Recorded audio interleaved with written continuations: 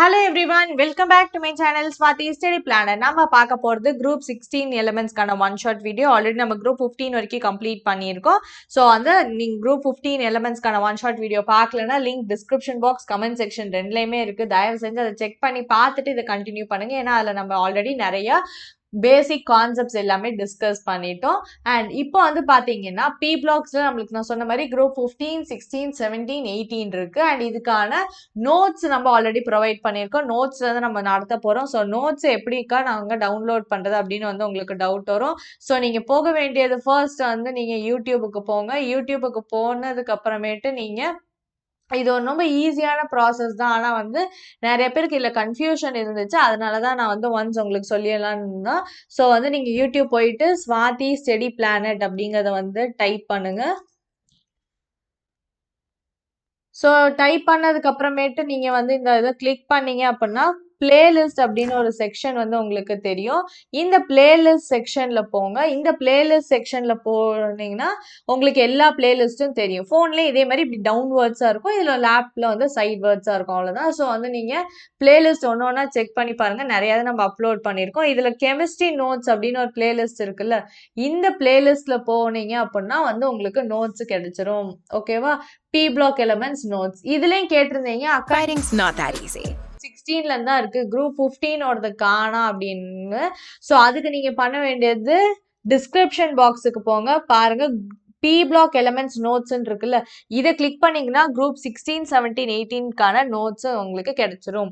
Group 15 எலமெண்ட்ஸ்க்கான notes தனியான link கொடுத்துருக்கேன். இது நிறைய பேர் லாஸ்ட் வீடியோவில் கேட்டிருந்தீங்க, அதுக்காக நான் சொல்கிறேன். ஓகே, ஸோ இப்போ தான் நீங்கள் நோட்ஸை டவுன்லோட் பண்ணணும். ஸோ நோட்ஸை வந்து டவுன்லோட் பண்ணி ஜெராக்ஸ் எடுத்துக்கிட்டு வீடியோ கண்டினியூ பண்ணிங்கன்னா ரொம்ப ஈஸியாக இருக்கும். அதுக்காக தான் நான் ஃபஸ்ட்டே வந்து உங்களுக்கு நோட்ஸ் எப்படி டவுன்லோட் பண்ணணும்னு காமிச்சிட்டேன். இப்போ நம்ம பார்க்க போகிறது குரூப் 16. ஓகேவா? ஸோ நம்ம குரூப் 16லேருந்து வந்து ஸ்டார்ட் பண்ணலாம். ஸோ குரூப் 16 அப்படிங்கிற எலிமெண்ட்ஸ் என்னென்ன அப்படின்னா oxygen, sulphur, selenium, tellurium, polonium, livermorium. ஓகேவா? ஸோ இதுக்கு எல்லாமே வந்து நம்ம ஃபர்ஸ்ட் ஜென்ரல் எலக்ட்ரானிக் கான்ஃபிகரேஷன் பார்த்துருவோம். குரூப் 16 எலமெண்ட்ஸ் அப்படின்னு எடுத்துக்கிட்டிங்கன்னா அதோட ஜென்ரல் எலக்ட்ரானிக் கான்ஃபிகரேஷன் என்னன்னா NS2 NP4. Outer most electronic configuration என்ன இருக்கும்? NS2 NP4. ஓகேவா? அண்ட் இந்த குரூப் 16 எலமெண்ட்ஸை வந்து நம்ம கிளாக்கோஜென்ஸ்னு சொல்லுவோம். ஏன்னா வந்து இந்த வார்த்தை என்னன்னா ஒரு கிரீக் வேர்டு தான். Greek word for association of என்ன சொல்லுவோம், கிரீக் வேர்ட் ஆஃப் பிராஸ். ஓகேவா? ஸோ பிராஸ் தான் association of sulphur with copper, ஒரு கிரீக் வார்த்தையிலேருந்து தான் இதை எடுத்திருக்காங்க. ஸோ குரூப் 16 நம்மளுக்கு என்னென்னலாம் இருக்குன்னா oxygen 8th element, sulphur 16th element. இந்த ஆக்சிஜனும் சல்ஃபரும் பார்த்தீங்கன்னா நான் மெட்டல்ஸ். NMNMன்னு எழுதியிருக்கோம்ல, அப்படின்னா என்னன்னா நான் மெட்டல்ஸ். ஓகேவா? நெக்ஸ்ட் செலேனியம் 34, டெலூரியம் 52, இதெல்லாம் அதோட அட்டாமிக் நம்பர். இது ரெண்டும் metalloids. Polonium and livermorium, polonium 84, livermorium 116. So polonium பார்த்தீங்கன்னா மெட்டல் அண்ட் லிவர்மோரியம் பார்த்தீங்கன்னா அது வந்து ஒரு லெபரேட்டரிக்கல் வந்து எலமெண்ட் தான். So nothing but artificial or manmade element தான். மிச்சருக்கு எல்லாமே நேச்சுரல். ஸோ அந்த லாஸ்ட் எலமெண்ட்ஸ் எல்லாமே வந்து பார்த்தீங்கன்னா இட் இஸ் நாட் நேச்சுரல். ஓகேவா? ஸோ அது மேன்மேட். ஸோ அதனால அதோட ப்ராப்பர்ட்டிஸ் நம்ம ரொம்பலாம் டிஸ்கஸ் பண்ண மாட்டோம். ஏன்னா அது ஏங்கிறது இப்போ கொஞ்ச நேரத்தில் உங்களுக்கு தெரிஞ்சிடும். அண்ட் ஒரு இதுக்கும் எலக்ட்ரானிக் கான்ஃபிகரேஷன் கொடுத்துருக்கேன். ஸோ இது எலக்ட்ரானிக் கான்ஃபிகரேஷன் உங்களுக்கு எழுந்து தெரிஞ்சிச்சுன்னா வெல் அண்ட் குட், இல்லைன்னா ஜஸ்ட் வந்து ஞாபகம் வச்சுக்கோங்க. அதுக்காக தான் கொடுத்துருக்கேன். இதில் no explanation part, just electronic configuration தான். ஓகேவா? ஸோ வந்து இது பார்த்தீங்க அப்படின்னா வந்து இந்த குரூப் 16 எலமெண்ட்ஸ்லாம் காப்பரோட நிறைய மினரல்ஸ், ஆக்சைட், சல்ஃபைட் ஃபார்ம்ஸ்லாம் இருக்கும் அப்படின்னு சொல்லியிருக்காங்க. ஸோ இந்த NMMOன்னு எழுதியிருக்கோம், அதுக்காக தான் இங்கே அப்ரிவேஷனாக கொடுத்துருக்கேன். ஓகேவா? ஸோ என்னன்னு நீங்கள் நோட்ஸ் வேணும் நீங்கள் எழுதுறீங்கன்னா நீங்கள் நான் மெட்டல்ஸ், மெட்டலாய்ட்ஸ் அப்படிங்கிறத வந்து எழுதிக்கோங்க. ஓகேவா? இப்போ அக்கரன்ஸ் அப்படின்னா ஒரு இந்த நம்ம பார்த்தாலும் எலிமெண்ட் அது எப்படி அக்கர் ஆகும்னு பார்க்க போறோம். ஆக்சிஜன் பார்த்தீங்கன்னா ரொம்ப அபண்டன்ட்டா இருக்கு. காத்துலேயே நிறைய ஆக்சிஜன் இருக்கு. அது வந்து எர்த்தோட கிரஸ்ட்ல பார்த்தீங்க அப்படின்னா 46.6% வந்து ஆக்சிஜன் இருக்குன்னு சொல்லியிருக்காங்க. ட்ரையான ஏர்ல எடுத்துக்கிட்டீங்கன்னா அதில் வந்து ஒரு நம்மளுக்கு 20% இருக்கும். 20% மோர் என்ன சொல்றது ஜென்ரலைஸ்டு ஃபார்ம் ஆல்லாம் அக்யூரேட்னா 20.946 அப்படின்னா கிட்டத்தட்ட 21% இருக்கும்னு சொல்லியிருக்காங்க.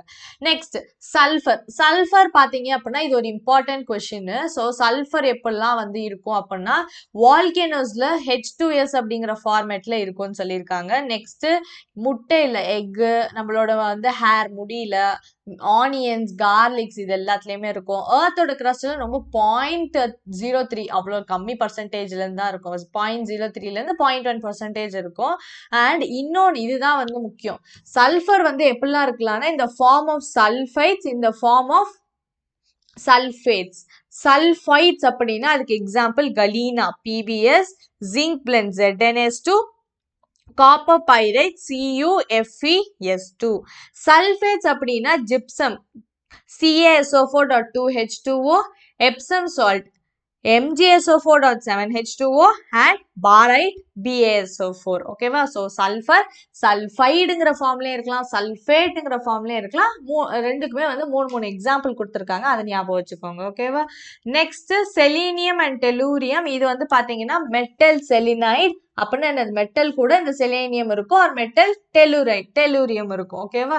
இது எங்கன்னா சல்ஃபைடோட ஓர்ஸ்ல இருக்கும்னு சொல்லியிருக்காங்க. பொலோனியம் வந்து பார்த்தீங்கன்னா இதுவுமே ரொம்ப வந்து என்ன சொல்றது, ஒரு ஹாஃப் லைஃப் அதோட வந்து டியூரேஷன், இந்த பொலோனியம் எக்ஸிஸ்ட் ஆகிற டைமே ரொம்ப கம்மி தான். ஓகேவா? ஸோ பொலோனியமோட ஹாஃப் லைஃப் பீரியட் பார்த்தீங்கன்னா 13.8 days.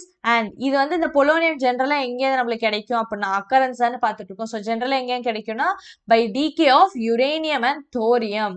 ஸோ யுரேனியமும் தோரியமும் இருக்கு. யுரேனியம் அண்ட் தோரியம் பார்த்தீங்கன்னா radio active elements. Radio active எலமெண்ட்ஸ்னா வந்து அன்ஸ்டேபிளா இருக்கும். அதுல வந்து ஏதாவது வந்து நம்மளுக்கு ஒரு டிஸ்டர்பன்ஸ் இருந்துச்சா அது ரேடியேஷன்ஸை எமிட் பண்றதா ரேடியோ ஆக்டிவ் எலமெண்ட்ஸ்.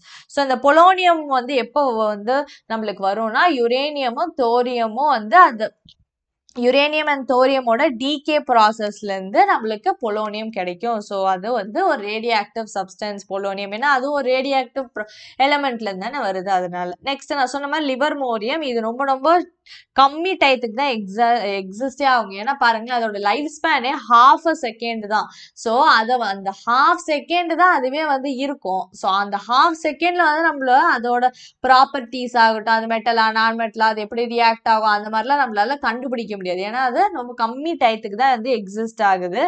அது ஒரு சிந்தட்டிக்கானது. சிந்தட்டிக்னா நம்ம லேப்ல ப்ரொடியூஸ் பண்ணுவாங்க. ரேடியோ ஆக்டிவ் எலமெண்ட் தான், ரொம்ப கம்மி அமௌண்ட்ல தான் ப்ரொடியூஸும் பண்ண முடியும். டைமும் கொஞ்ச நேரத்துக்கு தான் இருக்கும். ஸோ அதை பத்தி நம்மளுக்கு நிறைய ப்ராப்பர்ட்டிஸ்லாம் தெரியாது. அதோட மாஸ் மட்டும் கண்டுபிடிச்சிருக்காங்க 292. ஓகேவா? இப்போ இது நம்ம அக்கரன்ஸ் பார்த்துட்டோம். நெக்ஸ்ட் இருக்க 4 இது உங்களுக்கே தெரியும். நம்ம லாஸ்ட் டாபிக்ல பார்த்த சேம் 4 பாயிண்ட்ஸ் தான் இருக்கும். ஸோ இப்போ நம்ம அதை குயிக்கா போயிடலாம். அட்டாமிக் அண்ட் அயானிக் ரேடியை. அட்டாமிக் அண்ட் அயானிக் ரேடியன்னா என்னது? ஃபர்ஸ்ட் ரேடியன்னா என்னது? இப்போ நம்மளுக்கு ஆட்டம் எடுத்துக்கிறோம்னா ஆட்டம்ஸ்ல நம்மளுக்கு சுத்தி வந்து ஆர்பிட்ஸ் இருக்கும். அது எல்லாமே நம்மளுக்கு சர்க்குலர் ஷேப்ல இருக்கறனால ரேடியஸ் கால்குலேட் பண்றோம். ரேடியஸ் என்ன சொல்லியிருக்காங்க? increases down the group. So வந்து நம்ம கீழே போக போக சைஸ் பெருசாகும். சைஸ் ஏன் பெருசாகுது? ஏன்னா ஆட்டம்ஸ் பெருசாக ஏன்னா நம்மளுக்கு ஃபர்ஸ்ட் ஆக்சிஜன்ல நம்ம கீழே வரோம்னா என்ன ஆகுது? அட்டாமிக் நம்பர் பெருசாகுது, ஆட்டம் சைஸ் பெருசாகுது. அப்ப நம்மளுக்கு ஆப்வியஸ்லி ரேடியஸும் பெருசாகும். புரிஞ்சுச்சா? இது ஆல்ரெடி நம்ம லாஸ்ட் வீடியோல நான் சொல்லியிருக்கேன். Next ionisation enthalpy. Ionisation enthalpy, electron gain enthalpy, electronegativity, இதுக்கான கம்ப்ளீட் வந்து டெஃபினிஷனோட நம்ம லாஸ்ட் வீடியோல எக்ஸ்பிளைன் பண்ணியிருந்தோம். அதனால நீங்க அதை பார்த்துட்டு இதை பார்த்தீங்கன்னா உங்களுக்கு இன்னும் ஈஸியா புரியும். ஓகேவா? ஸோ அயனைசேஷன் என்தால்பின்னா வந்து ஒரு ஆட்டம் எடுத்துக்கிறோம், அதுல இருக்க அந்த லூஸ்லி பவுண்ட் எலக்ட்ரான்ஸை ரிமூவ் பண்றதுக்கு தேவையான எனர்ஜி. அது என்ன ஆகும்? Decreases down the group. ஏன்னா சைஸ் இன்க்ரீஸ் ஆகுது. நம்ம அந்த குரூப்ல வந்து கீழே போக போக ஆக்சிஜன்ல நம்ம அப்படியே சல்ஃபர், செலேனியம், டெலூரியம்னு கீழே வர சைஸ் பெருசாகுது. ஸோ அந்த கடைசியில இருக்க எலக்ட்ரானுக்கும் நியூக்ளியஸுக்கும் நடுவில் அந்த அளவுக்கு ஒரு அட்ராக்டிவ் ஃபோர்ஸ் இருக்காது. ஏன்னா சைஸ் பெருசா இருக்கு. அப்ப என்ன ஆகும்? அந்த கடைசியில இருக்க எலக்ட்ரான் ஈஸியா வெளியில போயிடும். ஸோ அதுக்கு நம்ம நிறைய எனர்ஜி கொடுக்க வேணாம். அப்ப அயனைசேஷன் என்தால்பி. அயனைசேஷன் என்தால்பினா எவ்வளவு எனர்ஜி தேவைப்படுது? நம்ம தான் நிறைய கொடுக்க வேணாம்னா எனர்ஜி குறையுதுன்னு தானே அர்த்தம். So decreases down the group. ஆனா இந்த குரூப் 16 எலமெண்ட்ஸுக்கான அயனைசேஷன் என்தால்பி பார்த்தீங்கன்னா lower than that of group 15 elements. இது ஆல்ரெடி நம்ம போன வீடியோல என்ன சொன்னேன்னா, ஏன் குரூப் 15 எலமெண்ட்ஸோட எலக்ட்ரானிக் கான்ஃபிகரேஷன் நம்ம பார்த்தோமா, என்னது நம்மளுக்கு ns2 np3 p ஆர்பிட்டால்ல 6 இருக்கலாம், இங்க 3, அப்ப ஹாஃப் ஃபில்டா குரூப் 15 எலமெண்ட்ஸ். ஓகேவா, குரூப் 15 எலமெண்ட்ஸ்ல ஹாஃப் ஃபில்டு p ஆர்பிட்டால்ஸ் இருக்கனால அதிகமா ஸ்டேபிளா இருக்கும். ஸோ அது ஹைலி ஸ்டேபிளா இருக்கிறதுனால அதோட அயனைசேஷன் என்தால்பி வேல்யூ கொஞ்சம் அதிகமா இருக்கும் when compared to. ஸோ அதான் இங்க என்ன சொல்லியிருக்காங்க, lower than that of group 15. அப்படின்னா என்ன அர்த்தம், குரூப் 16க்கு கம்மியா இருக்கும், குரூப் 15க்கு அதிகமா இருக்கும். ஏன்னா அதுக்கு reason half filled p orbitals. புரிஞ்சிச்சா? இங்க நம்மளுக்கு என்ன இருக்கு, குரூப் 16ல ns2 np4, அப்ப இது ஹாஃப் ஃபில்டு இல்லைல்ல, அதனாலதான். ஓகேவா, next electron gain enthalpy. Electron gain enthalpy அப்படின்னா வந்து இப்போ நம்ம ஒரு எலக்ட்ரான் கெயின் என்தால்பிக்கு நான் டெஃபினிஷனும் ஒன்ஸ் அகைன் வந்து சொல்லிடுறேன். Energy release when electron is being added. So ஒரு எலக்ட்ரான் வந்து அந்த ஆட்டம்ல ஆட் ஆகுதுன்னா அது எவ்வளோ அமௌண்ட் ஆஃப் எனர்ஜியை கொடுக்குது. ஓகேவா, ஸோ இந்த வேல்யூ பார்த்தீங்க அப்படின்னா சல்ஃபர்ல இருந்து ஆரம்பிச்சு பொலோனியம் போற வரைக்கும் லெஸ் நெகட்டிவ் ஆயிட்டே இருக்கும். எலக்ட்ரான் கெயின் என்தால்பி அப்படிங்கிறது வந்து என்ன ஆகுது, சல்ஃபர்ல இருந்து ஏன் ஆரம்பிக்கிறோம், ஃபர்ஸ்ட் ஆக்சிஜன் தானே நீங்க யோசிப்பீங்க. ஸோ இங்க என்ன சொல்லியிருக்காங்கன்னா சல்ஃபர்ல இருந்து பொலோனியம் போறப்ப லெஸ் நெகட்டிவ்னா என்ன அர்த்தம், மோர் பாசிட்டிவ்னு அர்த்தம். ஸோ சப்போஸ் ஃபார் எக்ஸாம்பிள் சொல்றேன், சல்ஃபருக்கு -2 இருக்குன்னா நெக்ஸ்ட் -1 0 1 2 3 4, அப்ப நெகட்டிவ் வேல்யூ குறையுது, பாசிட்டிவ் வேல்யூ இன்க்ரீஸ் ஆகுது. கரெக்டா இல்லையா? ஸோ சல்ஃபர்ல இருந்து பொலோனியம் போற வரைக்கும் பாசிட்டிவா அந்த வேல்யூஸ் இன்க்ரீஸ் ஆயிட்டே இருக்கும். ஏன் ஆக்சிஜன்ல இருந்து ஸ்டார்ட் ஆகல அப்படின்னா, ஆக்சிஜன் வந்து has less electron gain enthalpy than sulfur. நம்மளுக்கு என்ன சொன்னோம், சல்ஃபர்ல இருந்து தான் வேல்யூஸ்ன்னு சொன்னோமா.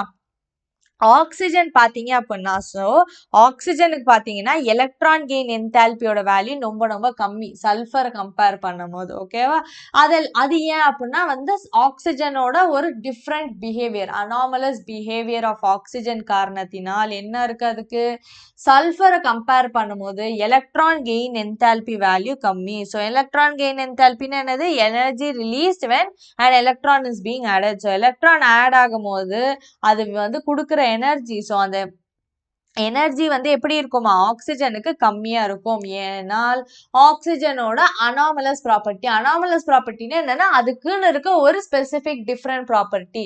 என்ன ப்ராப்பர்ட்டி அப்படின்னா, ஆக்சிஜனோட சைஸ் சின்னது, காம்பேக்டா இருக்கிறதுனால என்ன ஆகும் அப்படின்னா அது அந்த வந்து ஆக்சிஜன் எலக்ட்ரானை வாங்கினாலும் அந்த அளவுக்கு வந்து எனர்ஜியை வந்து அது வெளி கொடுக்காது due to its anomalous and compact nature. அதனாலதான் ஆக்சிஜனுக்கு வேல்யூ கம்மியா இருக்கு சல்ஃபர் கம்பேர் பண்ணும்போது. அதுக்கப்புறம் சல்ஃபர்ல இருந்து ஆரம்பிச்சு நம்மளுக்கு பொலோனியம் போக போக போக என்ன ஆகுதுன்னா அதோட வேல்யூஸ் வந்து நம்மளுக்கு லெஸ் நெகட்டிவா ஆகுது. ஓகேவா, ஸோ ஆக்சிஜனுக்கு லெஸ் நெகட்டிவ், போக போக போக லெஸ் நெகட்டிவ் சல்ஃபர்ல இருந்து. ஓகேவா, இது கிளியரா? Next electronegativity. எலக்ட்ரோநெகட்டிவிட்டினா ஆல்ரெடி நம்ம சொல்லியிருக்கோம், என்னது, எலக்ட்ரானை அக்செப்ட் பண்றதுக்கான டெண்டன்சி, அவ்வளவுதான். ஓகேவா, இது வந்து பாத்தீங்கன்னா ஆக்சிஜனுக்கு ரொம்ப ரொம்ப அதிகமா இருக்கும். ஏன்னா ஆக்சிஜன் இஸ் ஆப்வியஸ்லி நான் மெட்டல், ஸ்மால் சைஸ், அது எலக்ட்ரான் நல்லா வந்து அக்செப்ட் பண்ணிக்கும். ஸோ இது வந்து எலக்ட்ரானை நல்லா வந்து அக்செப்ட் பண்ணிக்கிறதுனால இதுக்கு வந்து ஒரு ஹை எலக்ட்ரோநெகட்டிவிட்டி இருக்கும். ஆனால் இந்த கேரக்டரிஸ்டிக், இந்த எலக்ட்ரோநெகட்டிவிட்டி அப்படிங்கிற கேரக்டரிஸ்டிக் என்ன ஆகும்னா அந்த குரூப்ல நம்ம கீழே போக போக வந்து டிக்ரீஸ் ஆகும். ஏன் இப்போ டிக்ரீஸ் ஆகுது அப்படின்னு வந்து இப்போ உங்களுக்கு தோணலாம். எலக்ட்ரோநெகட்டிவிட்டினா என்னது, எலக்ட்ரானை வாங்கிக்கிறதுக்கான கெப்பாசிட்டி. ஆனால் கீழே போக போக நம்மளுக்கு என்ன ஆகுது, அந்த டோட்டலா அந்த ஆட்டமோட சைஸே என்ன ஆகுது, பெருசாயிட்டே இருக்குன்னா ஆல்ரெடி அந்த கடைசியில இருக்க எலக்ட்ரானுக்கும் இங்க இருக்க அந்த நியூக்ளியஸுக்கும் நடுவில் அட்ராக்ஷன் இல்லை, இருக்க எலக்ட்ரானுக்கும் நியூக்ளியஸுக்கும் நடுவில் அட்ராக்ஷன் இல்லைன்னா அது புது எலக்ட்ரான்ஸை வாங்காது. அதனாலதான் electronegativity decreases down the group. So electronegativity குறையுதுன்னா என்ன அர்த்தம், அது எலக்ட்ரானை வாங்காது. எலக்ட்ரானை வாங்கல, எலக்ட்ரானை கொடுக்க தான் செய்யுதுன்னா அப்ப அது என்ன கேரக்டர், மெட்டாலிக் கேரக்டர். மெட்டல்ஸ் தான் எலக்ட்ரான்ஸ் வெளியில கொடுக்கும். அதனாலதான் நம்ம குரூப்ல மேல இருந்து கீழே வரும்போது என்ன ஆகுது, மெட்டாலிக் கேரக்டர் இன்க்ரீஸ் ஆகுது. புரிஞ்சுச்சா? ஸோ அதனாலதான் வந்து நம்மளுக்கு என்ன ஆகுது, மேல இருக்க ஆக்சிஜன் சல்ஃபர்லாம் நான் மெட்டல்ஸ் மெட்டலாய்ட்ஸ் போக போக போக மெட்டல்ஸா மாறுது. ஓகேவா? ஸோ ஐ ஹோப் இது உங்களுக்கு வந்து கிளியரா இருக்கும். ஸோ இப்போ நம்ம என்னென்னலாம் பார்த்துட்டோம், அட்டாமிக் ரேடியை பார்த்துட்டோம், it increases down the group. So atomic ionisation electronegativity I hope last வீடியோல உங்களுக்கு கிளியரா இருக்கும். எலக்ட்ரான் கெயின் என்தால்பி மட்டும் வந்து உங்களுக்கு ஸ்லைட் வந்து என்ன சொல்றது ஒரு கன்ஃபியூஷன் இருக்கலாம், அது மட்டும் ஞாபகம் வச்சுக்கோங்க. ஆக்சிஜனுக்கு வந்து நம்மளுக்கு என்னது, அது has less negative electron gain enthalpy then sulphur. So அந்த இடத்துல வேணா நீங்க எழுதிக்கலாம், லெஸ்னா என்னக்கா லெஸ் அப்படின்னா வந்து less negative electron gain enthalpy. சல்ஃபரை கம்பேர் பண்ணும்போது என்ன ஆகும், அதோட அதோட எலக்ட்ரான் கெயின் என்தால்பியோட வேல்யூ வந்து லெஸ் நெகட்டிவா இருக்கும் அப்படின்னு சொல்லியிருக்காங்க. ஓகேவா? இப்போ இந்த பேஜ் நம்ம கம்ப்ளீட் பண்ணிட்டோம். Moving on to the second page. Second பேஜ்ல நம்மளுக்கு ஃபர்ஸ்ட் இருக்கிறது ரொம்ப ரொம்ப சிம்பிள் தான், பிசிக்கல் ப்ராப்பர்ட்டிஸ். இதோட like kind of a continuation மாதிரி தான் இருக்கும். பிசிக்கல் ப்ராப்பர்ட்டிஸ்ல நம்மளுக்கு என்ன சொல்லியிருக்காங்கன்னா, குரூப் 16 எலிமெண்ட்ஸ் எல்லாமே அலோட்ரோபி எக்ஸிபிட் பண்ணும். அலோட்ரோபினா டிஃப்ரெண்ட் பிசிக்கல் ஃபார்ம்ஸ்ல எக்ஸிஸ்ட் ஆகுறதா அலோட்ரோபி. ஓகேவா? Melting and boiling point increases, size increases. இதெல்லாம் நம்மளுக்கே தெரியும். சைஸ் பெருசாக என்ன ஆகும், மெல்டிங் பாயிண்ட் பாய்லிங் பாயிண்ட்ல இன்க்ரீஸ் ஆகும். அதான் இங்க சொல்லியிருக்காங்க. Next, large difference in melting points and boiling points of oxygen and sulphur. Oxygen வந்து நம்மளுக்கு இந்த குரூப்ல ஃபர்ஸ்ட் எலிமெண்ட், குரூப் 16 எடுத்துக்கிட்டீங்கன்னா first element, sulphur is the second element. ஆனா அப்ப சைஸ் ரொம்பலாம் பெருசா வித்தியாசம் இருக்காதுல்ல. ஸோ சைஸ் ரொம்ப பெரிய வித்தியாசம் இல்லைனாலும் ஆக்சிஜனுக்கும் சல்ஃபருக்கும் நடுவுல வந்து நம்மளுக்கு மெல்டிங் அண்ட் பாய்லிங் பாயிண்ட்ல ஒரு பெரிய டிஃபரன்ஸ் இருக்கு. ஏன் அப்படின்னு இப்போ உங்களுக்கு தோணும். அதுக்கான ரீசன் தான் என்னன்னா, அதோட பிசிக்கல் நேச்சர். அது எப்படி வந்து எக்ஸிஸ்ட் ஆகுதுன்னா, ஆக்சிஜன் நம்ம எப்படி எழுதுவோம், O2 டை அட்டாமிக், கரெக்டா இல்லையா? ஆனா சல்ஃபர் பாத்தீங்கன்னா poly atomic, S8. So 8 sulphur elements or molecules சேர்ந்து ஒன்னா வந்து இருக்கும். புரியுதா? அதனாலதான் அது ஆக்சிஜனுக்கும் சல்ஃபருக்கும் நடுவுல ஒரு மேஜர் டிஃபரன்ஸ் இருக்கு. ஓகேவா? இப்போ கெமிக்கல் ப்ராப்பர்ட்டிஸ். கெமிக்கல் ப்ராப்பர்ட்டிஸ்ல ஃபர்ஸ்ட் நம்ம எப்பயுமே பார்க்கறது ஆக்சிடேஷன் ஸ்டேட். ஆக்சிடேஷன் ஸ்டேட் பார்த்தீங்க அப்படின்னா இந்த குரூப் 16 எலிமெண்ட்ஸுக்கான ஆக்சிடேஷன் ஸ்டேட் +2 +4 அண்ட் +6. ஓகேவா? இதுல இந்த +4 அண்ட் +6 இருக்குல்ல, இதுதான் ரொம்ப காமனா வந்து எல்லா மோஸ்ட் ஆஃப் த எலிமெண்ட்ஸ் வந்து எக்ஸிபிட் பண்ணும். இப்போ இந்த -2 அப்படிங்கிற ஆக்சிடேஷன் ஸ்டேட்டும் இருக்கும். ஆக்சிஜனுக்கு நம்ம -2 தான் எழுதுவோம். ஏன்னா வந்து ஆக்சிஜன் எப்படி இருக்கு, ஹைலி எலக்ட்ரோநெகட்டிவ். எலக்ட்ரோநெகட்டிவ்னா எலக்ட்ரானை வாங்க தான் செய்யுது. அப்போ எலக்ட்ரான் வாங்குதுன்னா என்ன ஆகும், சார்ஜும் மைனஸ் தானே ஆகும். அதனாலதான் வந்து ஆக்சிஜனுக்கு -2 ஆக்சிடேஷன் ஸ்டேட். எக்ஸெப்ஷன் பாத்தீங்கன்னா OF2 அப்படின்னு ஒரு காம்பவுண்ட்ல ஆக்சிஜனுக்கு +2 ஆக்சிடேஷன் ஸ்டேட். ஏன் அங்கேயும் -2 தானே வரணும் அப்படின்னு நீங்க யோசிப்பீங்க. ஸோ இங்க நம்ம எழுதிக்கலாம், என்ன காம்பவுண்ட், OF2, ஃப்ளூரின் ஆக்சிஜன். இது ரெண்டையும் கம்பேர் பண்ணா ஃப்ளூரின் வந்து ஹைலி எலக்ட்ரோநெகட்டிவ் ஆக்சிஜன் கம்பேர் பண்றப்ப. அப்ப இதுதான் நெகட்டிவ் சார்ஜ் எடுத்துக்கும். -1னா 2 ஃப்ளூரின் இருக்கனால -2 ஆயிரும். ஆக்சிஜன் அப்போ +2 சார்ஜ் எடுத்துக்குது. ஏன் புரியுதா? ஏன்னா ஃப்ளூரின் ஆக்சிஜன் ரெண்டும் ஒரு காம்பவுண்ட்ல இருக்குன்னா ஃப்ளூரின் தான் ஆக்சிஜனோட ஹைலி எலக்ட்ரோநெகட்டிவ். ஸோ அதனால ஃப்ளூரினுக்கு மைனஸ் சார்ஜ் வந்துடும், ஆக்சிஜனுக்கு ப்ளஸ் சார்ஜ் வந்துடும். மற்றபடி இருக்க காம்பவுண்ட்ஸ் எல்லாத்துலயும் ஆக்சிஜன் வந்து -2ங்கிற ஆக்சிடேஷன் ஸ்டேட்டை எக்ஸிபிட் பண்ணும். ஆனா போக போக அந்த குரூப்ல கீழே போக போக -2ங்கிற ஆக்சிடேஷன் ஸ்டேட்லாம் இருக்காது. ஏன்னா மேல இருந்து நம்ம கீழே வர வர என்ன ஆகுது, மெட்டல்ஸா மாறுது. மெட்டல்ஸுக்கு பாசிட்டிவ் ஆக்சிடேஷன் ஸ்டேட்ஸ் தான் இருக்கும். ஓகேவா? செலேனியம், சல்ஃபர், டெலூரியம் இதெல்லாமே என்ன பண்ணும், +4 ஆக்சிடேஷன் ஸ்டேட்டை வந்து ஆக்சிஜன் கூட ஃபார்ம் பண்ற காம்பவுண்ட்ஸ்ல வந்து எக்ஸிபிட் பண்ணும். +6ங்கிற ஆக்சிடேஷன் ஸ்டேட்டை வந்து ஃப்ளூரின் கூட ஃபார்ம் பண்ற காம்பவுண்ட்ஸ்ல எக்ஸிபிட் பண்ணும் யூசிங் த கோவேலன்ட் பாண்ட். ஆனா ஜென்ரலா பாத்தீங்கன்னா +6 அப்படிங்கிற ஆக்சிடேஷன் ஸ்டேட் இருக்குல்ல, இதோட stability decreases down the group and +4 oxidation ஸ்டேட்டோட stability increases down the group. இது ஒரு முக்கியமான பாயிண்ட். லாஸ்ட் வீடியோல நம்ம எக்ஸ்பிளைன் பண்ணினோம். இதுக்கான ரீசன் என்னது, inert pair effect. Inert pair effect பத்தி நம்ம ஆல்ரெடி எக்ஸ்பிளைன் பண்ணியிருக்கோம். பார்க்கலன்னா லாஸ்ட் வீடியோ ரெஃபர் பண்ணி பாருங்க. இப்போ நம்ம சிம்பிளா அதோட டைரக்ட் எக்ஸ்பிளனேஷனுக்கு போயிடுவோம். இப்போ நம்மளுக்கு என்ன சொல்லியிருக்காங்க, 2 and +4 and +6 oxidation state. நம்மளுக்கு general electronic configuration outermost எழுதிக்கலாம் ns2 np4 +4 oxidation stateனா இந்த 4 electrons போகுது கரெக்டா இல்லையா? அப்ப s ஆர்பிட்டால்ல 2 electrons இருக்குமா? அது யார் கூடயும் ஷேர் ஆகாம இருக்குமா? அதுதான் inert pair effect. So inert pair effectனா என்னது? இந்த s ஆர்பிட்டால்ல இருக்குல்ல 2 electron அது ஷேர் ஆகாம இருக்க டெண்டன்சி. +4 ஆக்சிடேஷன் ஸ்டேட்னா ஷேர் ஆகாம தான் இருக்கு. இந்த 4 எலக்ட்ரான் போயிடுச்சு, மிச்சம் 2 s ஆர்பிட்டால்ல இருக்கு, அது பாட்டு அமைதியா தான் இருக்கு, யாரு கூட ஷேர் ஆகல. அப்ப +4 ஆக்சிடேஷன் ஸ்டேட்டோட ஸ்டெபிலிட்டி இன்க்ரீஸ் ஆகுது. +6 ஆக்சிடேஷன் ஸ்டேட்னா என்ன ஆகணும்? இதுவும் போகணும், இதுவும் போகணும். இங்க இருக்க s ஆர்பிட்டால்ல இருக்க 2 எலக்ட்ரானும் போய் ஷேரிங்க்கு போகணும். அப்படி போக அதுக்கு விருப்பமே இருக்காது due to inert pair effect. அப்போ +6ங்கிற ஆக்சிடேஷன் ஸ்டேட்டோட ஸ்டெபிலிட்டி குறையுது. அவ்வளவுதான் டிஃபரன்ஸ். புரிஞ்சுச்சா?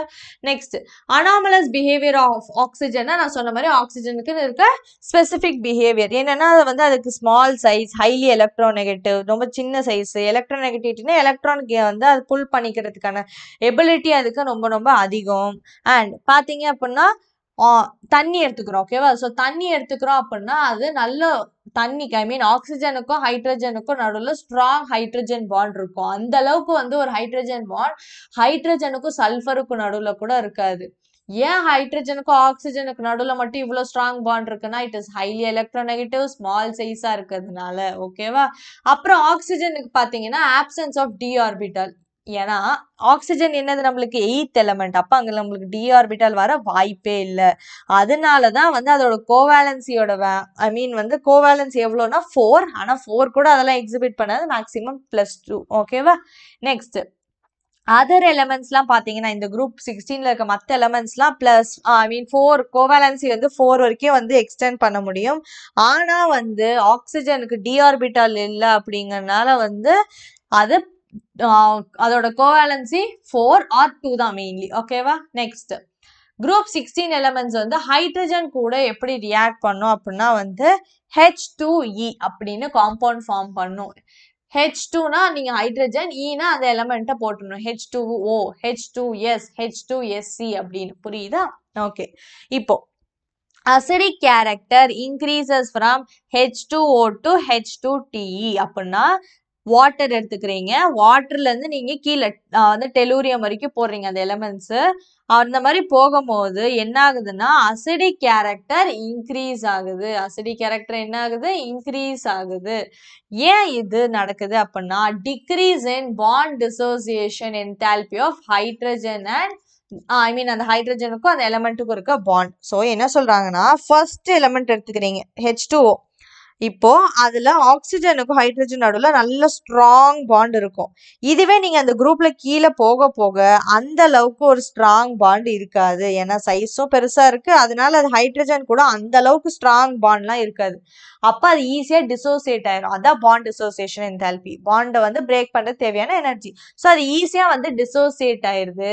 அப்ப என்ன ஆகும்னா அது நம்ம வாட்டர்ல போட்டாலும் என்ன ஆகலாம், அது ஈஸியா H+ அயான்ஸை ரிலீஸ் பண்ணலாம். ஏன்னா ஹைட்ரஜனுக்கும் அந்த எலமெண்ட்டுக்கு தான் ஒரு ஸ்ட்ராங் பாண்டே இல்லையே. அப்போ தண்ணியில போட்டோம்னா நிறைய H+ அயான்ஸை ப்ரொடியூஸ் பண்ணுமா? அசிடிக் கேரக்டர் அப்ப தேர்ஃபோர் இன்க்ரீஸ் ஆகுமா? அதனால்தான் அதுக்கு ரீசன். புரிஞ்சுச்சா?